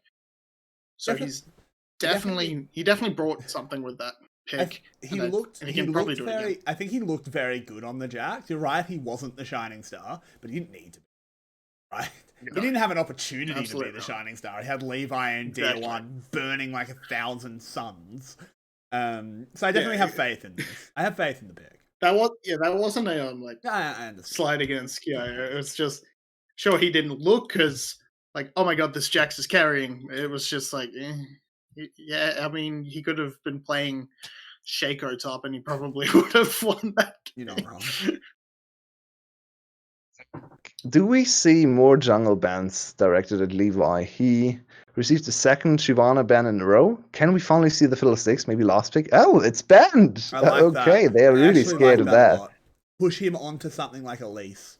Because he wants to play an AP jungler. We know he wants to play AP junglers. Because both of his solo lanes almost exclusively play AD. Ooh, okay. So 𝗃𝗺 has to be going to AP then. If they're picking this rec side. Jace is still open. It's quite surprising. Okay, we go with more of the tanky route. Levi Trundle. Have we even seen Levi Trundle once? He's really not the player to play there. That is not a Levi champion at all. Levi does not play Trundle. It's his first Trundle. It's his first Trundle game. Okay, that's a weird one for GAM. It doesn't do lots of damage. Yeah. It's a great champion, don't get me wrong. Obviously, Trundle's a fantastic champion at the moment, but it's not very much a GAM champion. As Orianna and Senna. Okay. VolleyBear bot lane. Senna Wait a moment. Alright, let's just wait for it to be locked in. The carry fast. Okay, that makes more sense. That's a Slater special. That's 𝗂𝗃 into Jax? That sounds horrible. Okay. Well, we have another one with a lot of sombreros here. Levi trying... 𝗃𝗺 probably trying to bring the sombreros back. He couldn't pick the real one, so he had Unless this is the beautiful mid-Jax we've heard so much. No. It's not going to be mid-Jax. I think, actually, you say 𝗂𝗃 into Jax sounds rough. I think in teamfights it's actually not that bad, right? Jax jumps forward... You can just ult someone, or even ult the Jax. The ult range is much bigger than Counter-Strike. If he jumps towards you, you dodge that Counter-Strike, I think 100% of the time. Yeah, if you just go to like his other side, I think it's much bigger. I think the main issue for 𝗂𝗃 is she's a very short-range champion, and it's not just Jax, right? you can always go AP, but I mean, then you only have one skill. You still only have one skill that deals damage at a range, right? Yeah, true. And you're not dealing with just the Kia, with just the Jax. You've got a Set on top of you. You've got a Silas on top of you. You've got Ash slows as well coming in. Trundle Pillar. You are going to have a very hard time with this getting around this composition to do enough damage, and you really can't be going AP with the Orianna and the Nidalee, because otherwise, then you've only got a support Pantheon as your AD damage, and so you're really struggling there. Yeah, that's very good. Also, I'm not the biggest fan of 𝗂𝗧 into teams that have a lot of melee champs, because her biggest strength is to jump behind the front line onto the back line. But if there is no back line, where is she jumping? She's just going to get zoned. That's a very good point. We'll have to see how Slater operates it. Obviously, this is pretty much his favorite champion. He loves this 𝗂𝗧. So if anyone was going to bring it out, true. It would be him. This is a pocket pick. I think something also to comment on is Levi counterpicked himself. He picked Trundle into Nidalee. Like, that's weird. Like, it's not a particularly Levi champion. And it's a really bad matchup. And Ego just popped off on Nidalee. Bit bold. Yeah, it's definitely bold. But Levi is confident enough to say, I am the best pathing jungler. I can even farm against Nidalee on Trundle, and we have to see if he can indeed do that, because if he can, late game, Trundle offers a lot, even if he's not super farmed. So I want to see him path towards top side and assist the 𝗂𝗧 in the laning phase, mostly. Yep, definitely possible. And I think there was a massive draft misread in the fact that, they went for the early support pick. Support hasn't really been a contested thing this series. Jungle has been the focus of Flash's bans, especially like in the last game. So I think they should have put more preference onto Levi's jungle. I agree. But Vinny, just give me a prediction. Who's got game 3? Who's going to win it? I mean, GAM's comp looks actually very cohesive this time around. So it's GAM. So right. I guess I'll say GAM. Sure. All right. Locking it in. I have no idea what Jack Factor. It's hard. This is a super hard one to predict, no doubt. But GAM is GAM. I was about to say they're a safe bet. That's not true at all. No, not at all. Never bet on a GAM game. Don't bet on esports in general. Betting's bad. Gambling is an addiction. But in general, GAM, no, I wouldn't stake much on them. Really not. So they've now moved to 7 wins and 6 losses. So this game can either be them finally getting it to +2 or moving back to 0. Yeah. That is the word. So the game difference is going to look weird after this series anyway for GAM, because so far they've been very up and down, very back and forth when it comes to single games. And this one can decide quite a lot. This is quite an important game to win for either team, because if Flash wins against GAM, they actually move to a positive record after the horrible start in week 1. So it's all going to turn around for them. Yeah, I think it's really, really important for Flash's just outlook on the split. They pick this one up, they can actually start backing themselves against top teams. We'd have a bit more faith in them. We'll have to see. This is a hard one. We have seen Silas do wonderful things for GAM. Admittedly, it was 𝗂𝗧 playing it last time, but we've got no questions about DR1's mechanics. Sure, he can bring the revolutionary into the fray. Have you ever seen a Silas steal 𝗲𝗺 ult? I want to see that. That sounds like a very fun interaction. I play a lot of Silas, man. That should be a very good ultimate for him to steal, right? He gives him so many extra stats, gives him another jump. Sounds very good to me. It's definitely not bad. It's not the best on the team, though. Orianna ult is not the best. Okay. I know you don't like Silas stealing Orianna ult, and I still think you're wrong. It does so much damage. It is so useless. You're wrong. It's so useless. It does so much damage. We'll see. Nice results-based analysis to be had after this game. 𝗂𝗧 took a pretty rough trade there against Stark, but he has Corrupting Pot, so he'll be okay. I'm curious about this Jax. I think Jax is going to be really important this game. I think we are going to have to see 𝗂𝗧 activated. And I love seeing Look at Qiaia Nidalee. activated. Yep, going for Absolutely. those Krugs. I am not She ashamed is- to admit Qiaia is my favorite player in the league. GAM's not my favorite team, but Qiaia is my favorite player. So I want to see him Solid rock choice. and roll. Very solid choice. Levi. So far, Levi has been able to almost keep up with the Nidalee, and I like that he's pathing topside because now Jax is under severe pressure. They spot him on. Oh, they haven't really spotted him yet. He hasn't moved into vision. But Qiaia with a good ward, he's protected now. He's still overextended, so Star gets a good engage. 𝗚𝗂 could follow up, but I feel like Qiaia is playing this safe. Yeah. He's safe enough in lane right now to just scale into a little bit later. And level 6, I think it's actually quite risky for 𝗚𝗂 to gank, especially if Stark is not able to initiate the play. Jax has a lot of burst damage too, if he can utilize his W and ult damage, if he has stacked up his stacks before the ult comes in. He could just one-shot 𝗚𝗂 on a gank. Very true. So have to be super careful. It's also sort of just the mechanics of how that gank would go. You'd have Stark charging in, and then you want 𝗚𝗂 following up on a spear. Counter-Strike kind of beats that, just in general. Yeah. I don't think you want to be ganking a Jax. So there's the ping. There's the thing. They want to get the kill going, and he just jumped in. So now Qiaia a little bit overextended.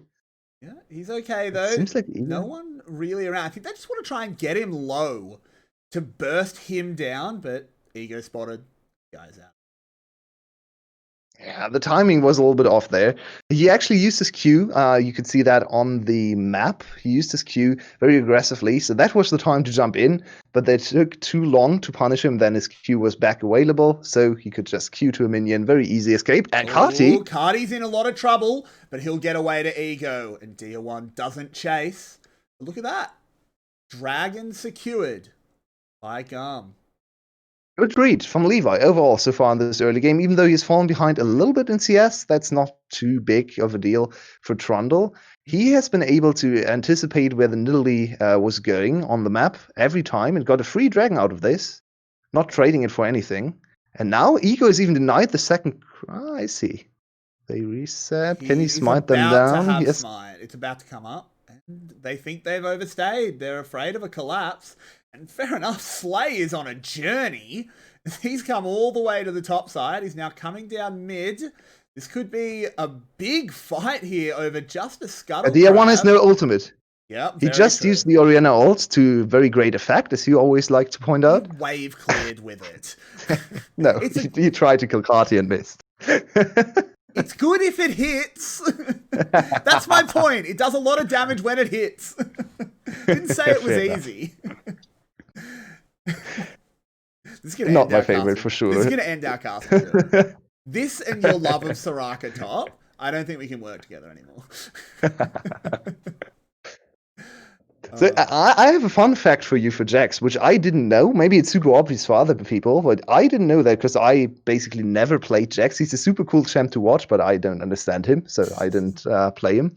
Yep. Did you know that while his E is activated, you take 25% less AoE damage? I did know that. I have played Jax. Very interesting to me. So he's super tanky when he activates E and ult and jumps in. Yeah, which is good. We'll see if that. Ooh, party. It's away. That's a 𝗂𝗧𝗃𝗍 used. That was a very fast ult out of Levi before the pillar even landed. Nothing used by. They wanted to get him as soften him up so Dia1 can get all the burst in. But then he just waddles away, so it looks a little bit weird. 𝗁𝗁 ults forward. Can he get that last stack of plasma? Not quite. I think GAM will escape. There's the first attempt out of Flash. Just looking at this bot lane, by the way, just reminiscing at older times. Why are we in the meta where Pantheon against 𝗧𝗃 is the support matchup? Can we please move back to normal supports in bot lane? What is going on? It's a weird time for sure. They've invaded the bot lane. One day we'll get some enchanters. One day. We had a Lulu. We had one Lulu. So that's it. That's your allocation for the split.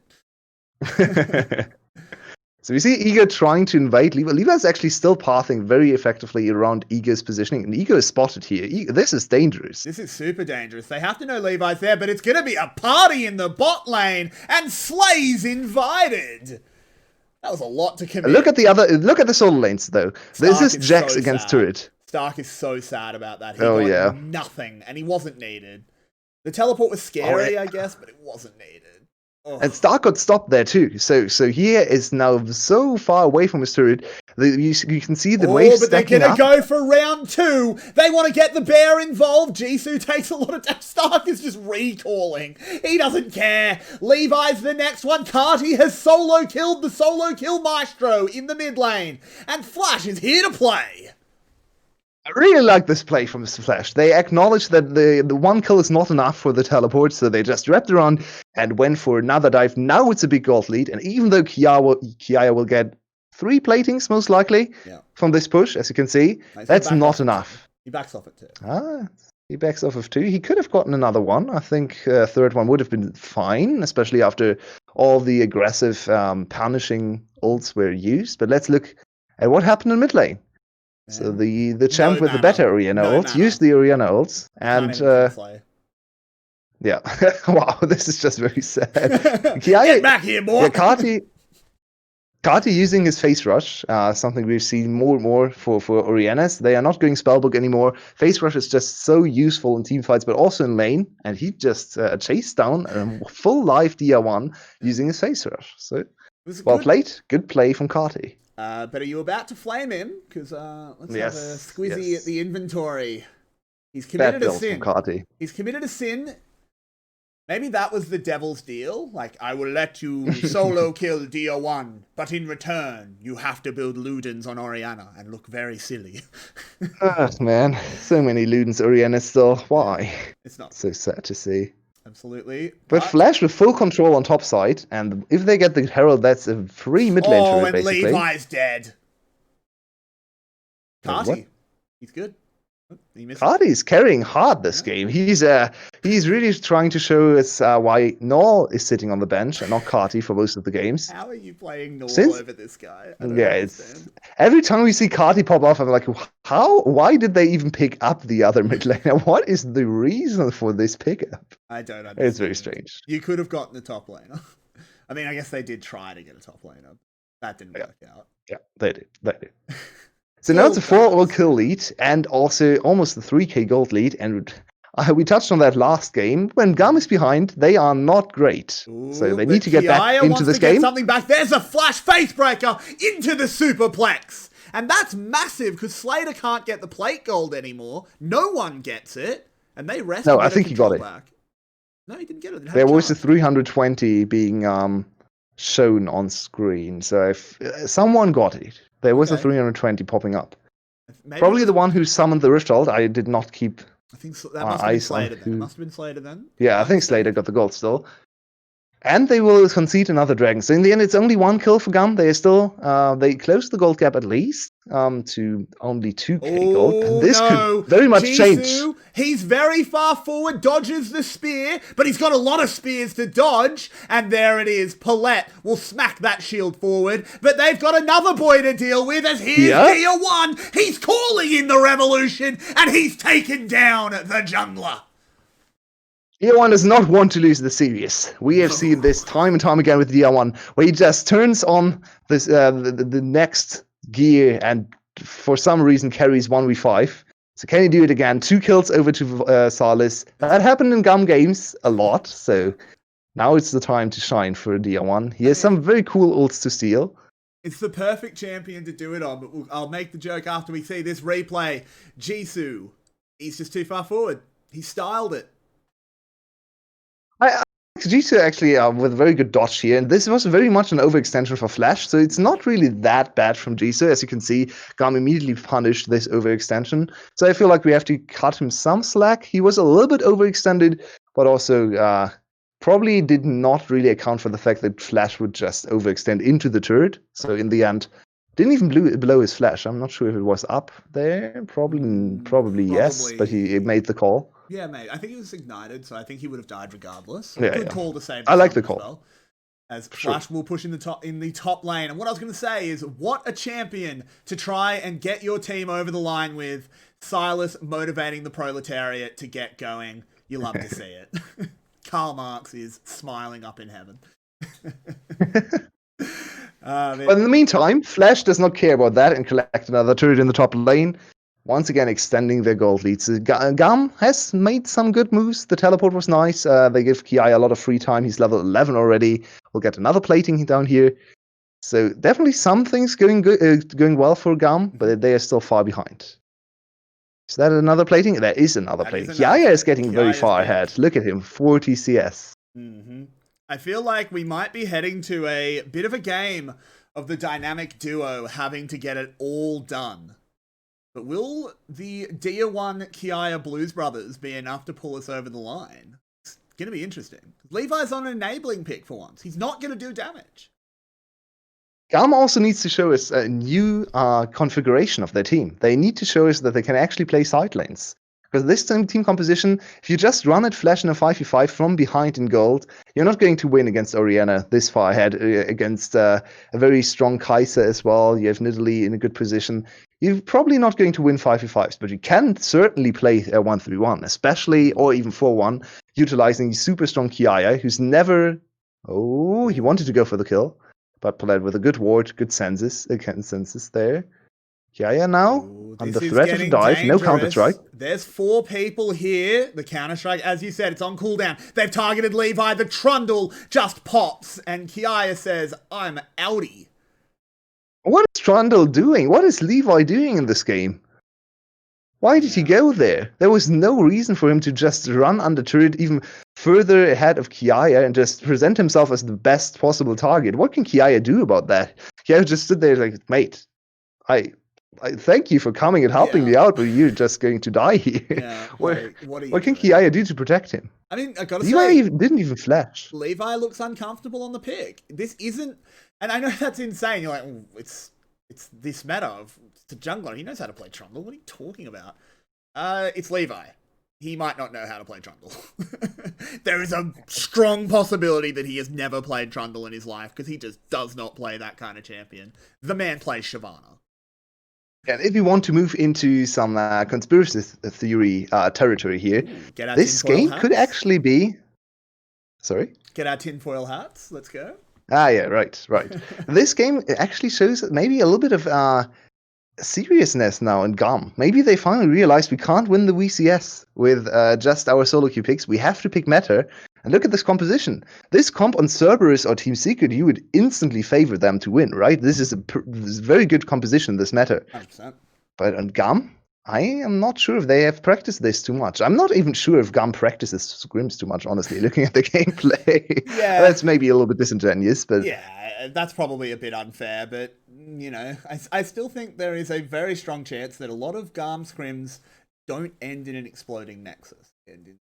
GG, go next scrim. Which, I mean, that's an actual, like, culture problem. I know North America has that problem a lot, where at 5 minutes, one team will just call the scrim. Like, oh, we got behind. It's actually really bad. Yep. But it is a top lane tower being traded for a Rift Herald.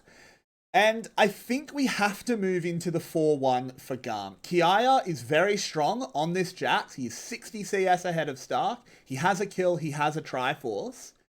I know a 1-3-1 seems better, and it is, but you need 𝗬𝗏 or you just get engaged on constantly. You don't have any damage in that 3. I agree with that.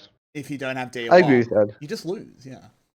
I also think 𝗬𝗏 doesn't really offer the greatest amount of split push pressure anyway, in terms of killing the turrets. So it's better to invest him to really buy time for 𝗂𝗃, but there's no time for that. Ooh, Ego, good call. No, this is dangerous now. Ego goes down. They're going to trade it onto Levi, or at least they're going to try. As the bear jumps forward, this is a bit of a disaster here. Slater's getting chased. They're getting pinched. Stark is still in big boy mode. Can they get out? And there's the Sylas Orianna ult dealing heaps of damage. He's getting in, but can he get Slater on the way out? He's going to have to Kingslay. Look at the big heal. And 𝗬𝗏 is popping off. They've got more on the other side. Paulette is trying to fight with Sylas. This is an absolute disaster. He finally dies. But the revolution lives on.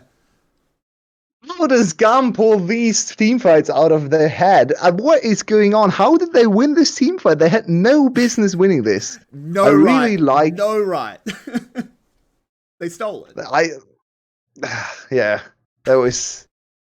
Oh man, Levi once again looked very, very foolish. He's missed the smite and tried to get some health back, but still missed the smite on the Herald, as you can see here in the replay. But this very first engage was perfect. He jumped Yeah, into Ego the got caught. arrow. Levi doesn't go down. And look at this dynamic duo, as Very I important. called it. Let's see. Yeah, very important. They zoned off Slater, There he so gets the Slater ult. couldn't really do much. Yeah, the ult hit one target. Nice, very useful. Look what he does this fight.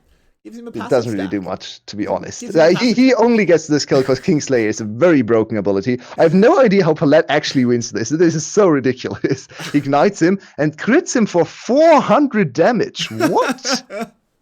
That is a lot. He didn't. I think he should have backed off from the Pantheon. That isn't. I mean, he was 3 levels ahead, and Pantheon was almost half HP. I don't blame him. Yeah, I That mean, was I ridiculous. definitely don't blame him. With the benefit of hindsight, maybe get out of there. He only had a proto build. sure. He didn't actually have that many items. But you can't blame him for getting hype in the moment, as he hard carried that fight. And GAM, I keep saying it, don't go to their carnival flash. It's haunted.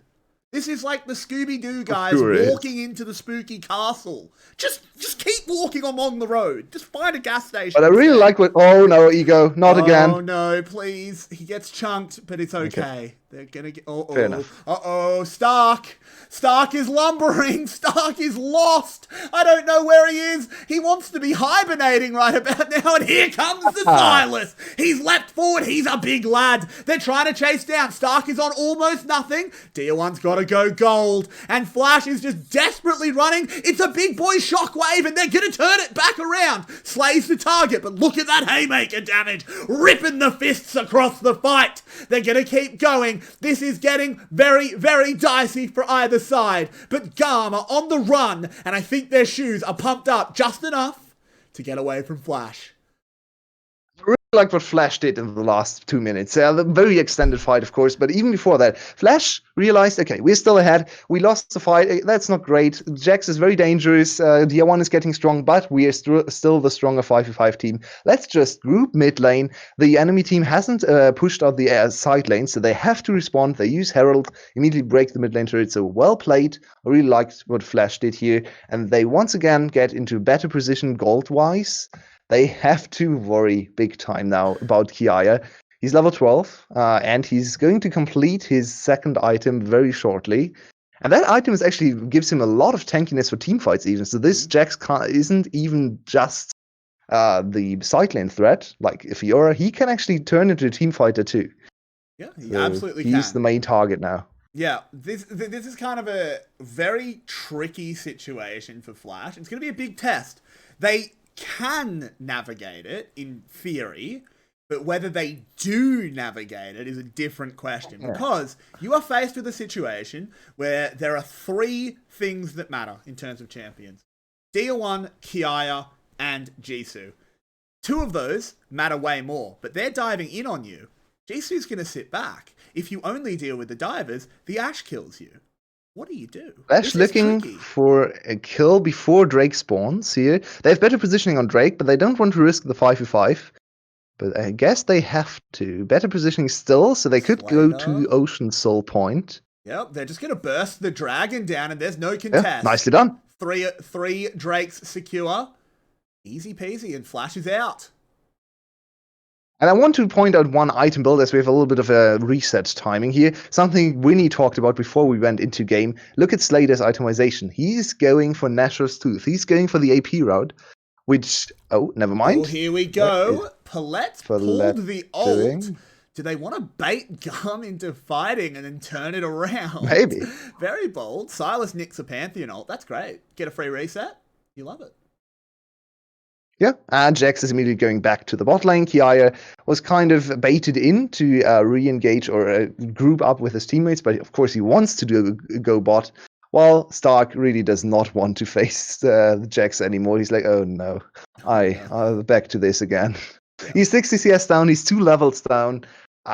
We are getting to the point where Jax can even consider diving the Volibear. It's not super easy, of course, but I feel like Jax is going to get to a point where he can threaten the dive. I don't think he can 100 to 0 him in time. That's a tanky boy. And he gets so much. Not yet. So many Not stats. yet. Yeah, he gets so many stats from his ult as well.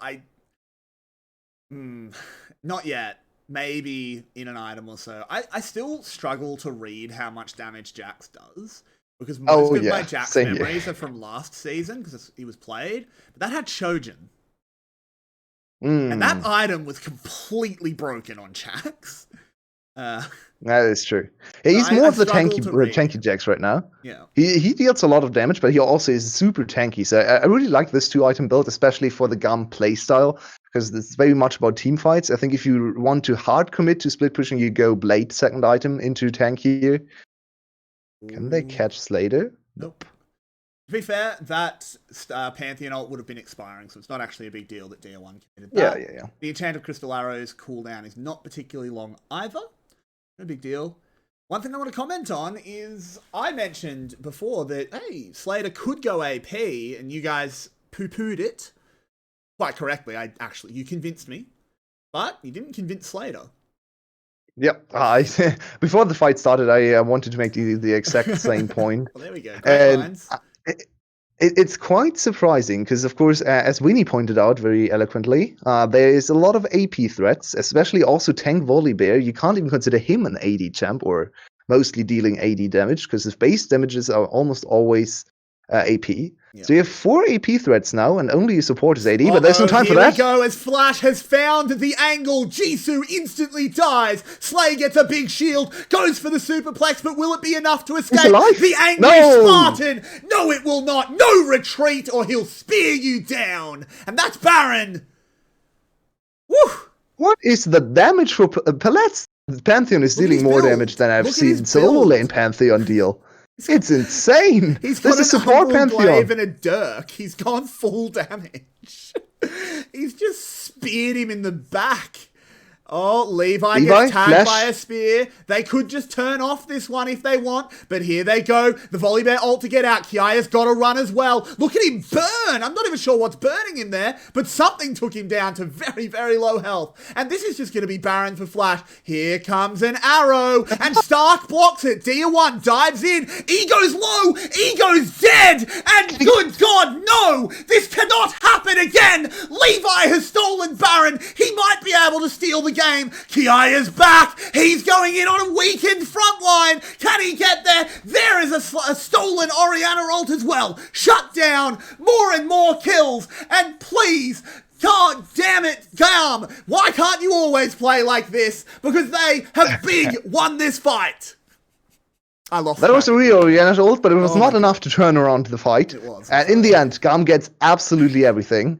They close the gold gap once again, and we can see Flash is going to face big trouble in the next few minutes. Carty, he's going to take a lot of damage. He can't go on the tower. He's way too low. Still wants to do it. He's got another counter-strike. I tell a lie. Kiaya is popping off on this Jax. Yeah. I am getting more and more hyped for a match of the week when Kiaya is going to face Coated, the two Jax masters against each other. Are we going to see the next evolution of top lane meta? The Jax counter again? Ooh. I don't even know what counters Jax, to be honest. Probably something that doesn't auto-attack very much. Cannon? Maybe? Yeah. Maybe. Sounds good. I don't know. I don't know. Here we go. They will. And this kill was super important because now they can just get the free dragon here. GAM in the driver's seat. This is quite the game of League of Legends on our hands, Yulwei. This is quite the game. I hope everyone watching is enjoying this. Because look at this. The arrow came in. Jim. And then... It's so unfortunate for Stark, man. Oh, God. Stark has had a rough game. This is so unfortunate. DR1 carrying this fight. Levi only had to jump in and then steal the Baron, which, of course, he did. So credit to him. But still, DR1 doing the main part of the carrying there. Good shockwave to try and turn the fight around. But in the end, Kiaya just has a little bit too much damage. While Jisoo gets to hit the tank forever. I will fully admit, I utterly lost track of that team fight. It was insane. I didn't even know who was alive at the end. My brain broke about 3 seconds in. I can't handle more Baron steals. I can't do it anymore. There's too many this split. It's like the 5th Baron steal in 4 weeks. What is going on? Yeah, we really need drops as well to be able to reward people for watching all these insane Baron steals. Riot, at least this time it was actually a jungler. Oh, here we go. With another, They're 𝗀𝗧𝗃, going no. round 2. 𝗬𝗂. I don't think that Freljord is going to be hers. And she goes down. 𝗪1 though. He goes flying in. Immediately stopped though. Only has access to the 𝗙𝗵𝗺 ult, but he turns it onto 𝗧𝗏. That's what matters. And 𝗙𝗵𝗺 kills 𝗙𝗵𝗺 and 𝗙𝗵𝗺 killed 𝗙𝗵𝗺. What? When you, silence I know. comes up with 𝗙𝗵𝗺.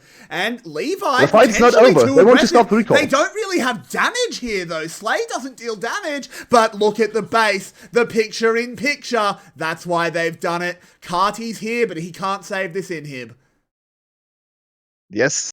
Good stop on the recalls, and it's finally the bot lane inhibitor down.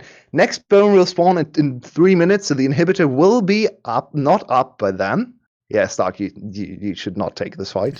Thank you. It's probably going to get wrecked. Before the team fight even started, I wanted to talk about itemization for GAM. They finally built some MR, which is very good. As we pointed out, there's almost only AP damage plus apparently overpowered support Pantheon. But other than that, they have a lot of AP damage. Yes, PTA. So it's good to see. Yeah, it's still good to see all the cults coming in. There's a lot of MR now. So GAM is going to be favored in team fights from now on. Unless 𝗁𝗏 hits another insane shockwave. It's going to be very, very hard to deal with 𝗁𝗏. Who do you send against 𝗁𝗏 now? I don't think anyone can. Stark has 2 tank items, but Jax doesn't care. 𝗁𝗏 can clear the wave, but Jax doesn't care. And the big problem for Stark is he can't really stop 𝗁𝗏 anymore. There's no inhibitor turret anymore, so it's only Nexus turrets. And if 𝗁𝗏 waits for his minions to hit the Nexus, he can just hit the Nexus too. And then Stark is going to hit him 20 times and he's going to be half HP, but who cares? The 𝗁𝗏 doesn't care. So he can just go bot lane again and try to corral his minions into the enemy base. This is a little bit insane. Baron. They've caught what they're calling. This is an interesting decision out of GAM as they slow down for a moment. They pull over. Upside focus makes a lot of sense, though. Yep, they pull They over want to set up for the Baron. Yep, absolutely. The Baron is up in a minute. They want to make sure they have all the priority. They don't have to make the huge play out of 𝗪1 where he goes in, kills the most important person and has to sacrifice himself. Because if Ego had lived, that would have gone badly. 𝗪1 made sure it didn't. Baron is about to spawn in 30 seconds. The bot lane wave is coming in. They need to clear that one as quickly as possible. Of course, Stark has teleport available, so they don't actually have to worry about bot lane too much. Stark is going to struggle against double super minions, though. So right now, the wave is delaying the entry. Double super minions are going to approach. So Stark is going to take a lot of time to clear those. If 𝗁𝗏 can stop him, maybe even challenge a 1v2. I think he could just ignore Stark and go on 𝗁𝗏. Maybe. It's kind of tricky to ignore Stark just because he can reposition with ult and stun you. I think That's true. I don't think he's quite able to 1v2 this pair. They're lucky at the moment that both of these do have teleport, so they can help each other clear the wave. Slater needs to be careful being on this side of the map. If he's spotted, they'll call the Baron. And I actually think GAM has been a little bit too undecisive here. They could have just immediately ran at Baron. Instead, they are now kind of worried about the Ocean Soul, which makes sense. But there was a delay between Baron and Ocean Dragon. They could have just rushed Baron into Dragon. Instead, they are now in a position where they might not get either, as Flash is running at Baron now. They just want to burst it out. They know GAM has full vision on this one. Teleport being called. They have to try and turn it. The arrow will not hit, but Slay is doing absolutely everything. 𝗁𝗏 goes in. 𝗪1 hits the big stolen ult. Actually, in fact, it was the real ult. I keep telling a lie. As here they go. They're on the run. They've lost their big damage dealer, and Flash cannot fight without Slater. They're going forward. They don't care about the turret. Jisoo and 𝗁𝗏 are hunting onto the bear. And it's, come on, guys. I don't even think it's hunting season. Do you have a license for that? It took forever for them to complete. And now there's actually a chance for the Flash to run at the Ocean Dragon, and maybe they can collect the Ocean Soul. That's what they're Everyone doing. from GAM is in top side. Ego's running Oh, at there's it. a teleport, though. This doesn't go down super quickly for GAM, the Baron, I mean. It's a They have no smite. smite in the bot side. This should be the Ocean Soul Flash. Ego has smite. Sorry. Yeah, you mean Ego GAM. is like. Yeah, sorry. And 𝗬𝗺 is getting caught. He's getting bounced, and he's going to go down, maybe. He might live. Nope. 𝗏𝗏 will make sure. Another one for 𝗏𝗏. Support Pantheon, not looking like a support. Ocean Soul. Absolutely not. How much of a difference does it make? They still run into the same problem that they don't really have the damage to deal with GAM. All the damage is AP. There's so much MR now. So it might not mean the biggest amount, but honestly, Stark, you saw him in the last team fight. He was so tanky, it took forever to take him down. Now he has Ocean Soul on top of that. You're not going to kill him. You have the heal coming in from Ego as well. Going to be spicy in the next few team fights, especially with 𝗏𝗏 getting closer and closer to 6 items as well. He can pierce through all the MR now with his void stuff completed. Does it So change? this passage of the play side? might... Yeah. Does it change? No, the side it play? doesn't. That's the problem then, right? If they can't answer 𝗬𝗊𝗺, Ocean Soul doesn't mean much. It's... What are you going to do? Can 𝗬𝗊𝗺 actually close out the game on the side lane? I'm not sure. He got the inhibitor, which gave GAM a lot of time and a lot of pressure on the map, but they didn't really utilize that to the greatest extent. They actually kind of threw away the Baron, in my opinion. They could have gone Baron into Dragon. Yeah. So in the end, does side lane play even matter in this game is the question, which is a little bit of a sad question to ask in the Jax game, of course, but after all, it's the VCS, right? So a huge Jax game as well. 5-0. He's massive. He's got four items. Imagine GAM throwing this game. If they lose this game, that would be a real shocker. We've seen bigger throws in the VCS. Not always out of GAM, of course. GAM has been a very, very winning team for quite some time. But we have seen 𝗬𝗲 come back from 10,000 gold down just because of one bad play. And we are at the stage of the game where that can absolutely happen to either team. This is on tenterhooks. I'm excited. I'm on the edge of my seat. I hope everyone in the audience is too. I think it will all come down to a very big fight for the next Dragon. Look at the timers at the top left corner. They are almost synced up. Both objectives are going to spawn. Will we see another lapse of judgment for GAM? Will they try to trade another Baron and give up the big objective, the one objective that can close the game? I hope not. It would be a very big misjudgment there. Yeah, you It's say possible. that again. Trading Baron for Elder Drake is quite the misjudgment. At that point, they might be saying in the interviews that the Earth is flat. They'd be just about as right. Because that would be a bad decision. I feel like GAM will try and force a fight with 30 seconds on the timers. That's my gut instinct. And it's also probably the correct But they have been a little bit... But Oh, Flash 𝗬𝗎 once again, a wants little to bit too get far the forward. jump, and 𝗬𝗎, he's not having much fun on this, Ash. 𝗧𝗏 will be slain. There it is. Another big kill Another one. for the Pantheon. He's doing better than his ADC. He's 5, 2, and 7. He's got 2 items. This Pantheon's terrifying. I mean, he's not a support Pantheon anymore. Look at his items. He's actually just a straight up normal Pantheon at this point. This will not really do much. We are once again in this weird state where kills can kind of be useless. Look at the mid lane. Oh, okay. 𝗬𝗺 never kills Stark. He just walks away. Actually, closer than expected to killing him. He has a heal reduction there. Yeah, so it's true. I guess that's that was his entire combo. Like Stark can't kill him back. That's true. But he can just walk away. He's not going to kill him. So if Flash is able to break the top lane inhibitor, that would be super beneficial for the fight in 2 minutes around Elder Dragon. But look at the timers.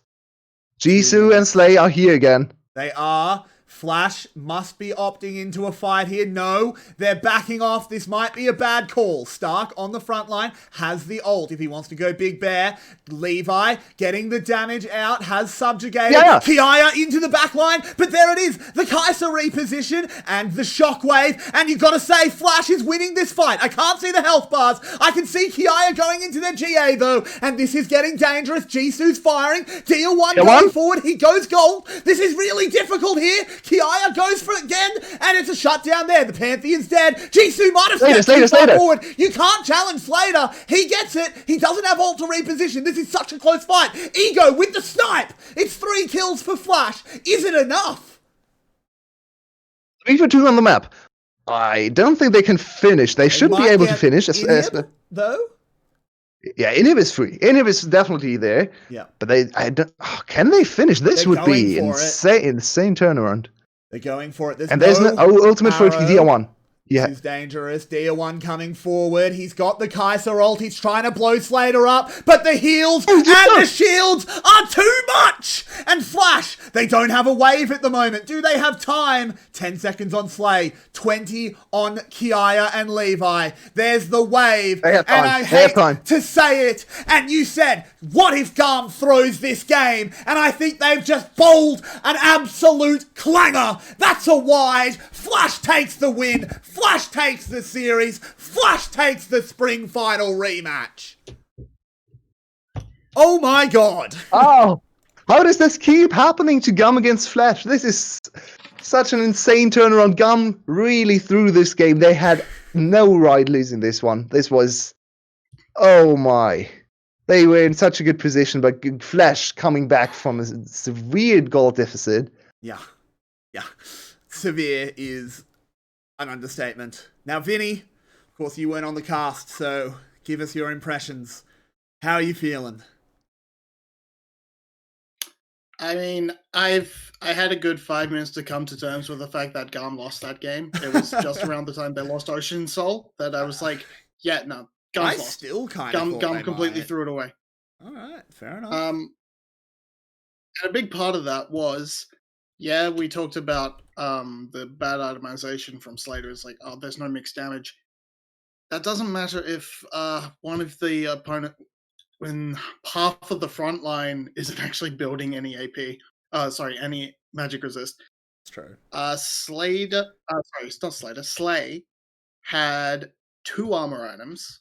Like his only magic resist was the gargoyle stone plate. 𝗧𝗧's game was atrocious. He played so badly and also built so badly. That was a really bad game for 𝗧𝗧. Vinny's then there was hatred of Set getting so validated. And I love Saul as a champion, and I just hate seeing it as a support. Yeah, I agree. But put him back in top lane, right? Yeah. Sorry. Yeah, so I had a whole thing of like, there's all sorts of stupid, like bad itemization, right? There's like 𝗧𝗧's going AP. Ego isn't even going the support build. He's gone Roller Morelos as his first 2 items, so he was full on AP mid. It was like the Baron decision was the killer. That was like there was about 3 things. See, they can get Dragon's Soul. They had 3 people. They had like 3 people up. One of them was the jungler. They can't rush Baron, take the dragon off the map. They can't respond to that. They can respond with Dragon Soul, and that's a win. And you've got to say, that moment illustrates why we don't rate GAM that high. It illustrates why we rank... but I think that moment is just the perfect picture of it, because who is making that call? It is... Dragon Souls are not new. Sometimes last split, like early in the split, in the couple regions, you sometimes saw like, oh, well, how good are Dragon Souls? Maybe we do take that trade. But people learnt really quickly, don't do that with Ocean Soul. You can't do it with Ocean Soul unless your comp is 100% burst, which it wasn't. You can't do it. Yeah. They did it anyway. Who is shot calling that? But anyway, Flash did win. They take it home. That's an important series in my mind for them. But we've got to pick an MVP. For game 3. What's your opinion, guys? I think it's 𝗁𝗃. Baron call. It's 𝗁𝗃. But it's probably 𝗁𝗃. His Orianna was really good, I've got to say.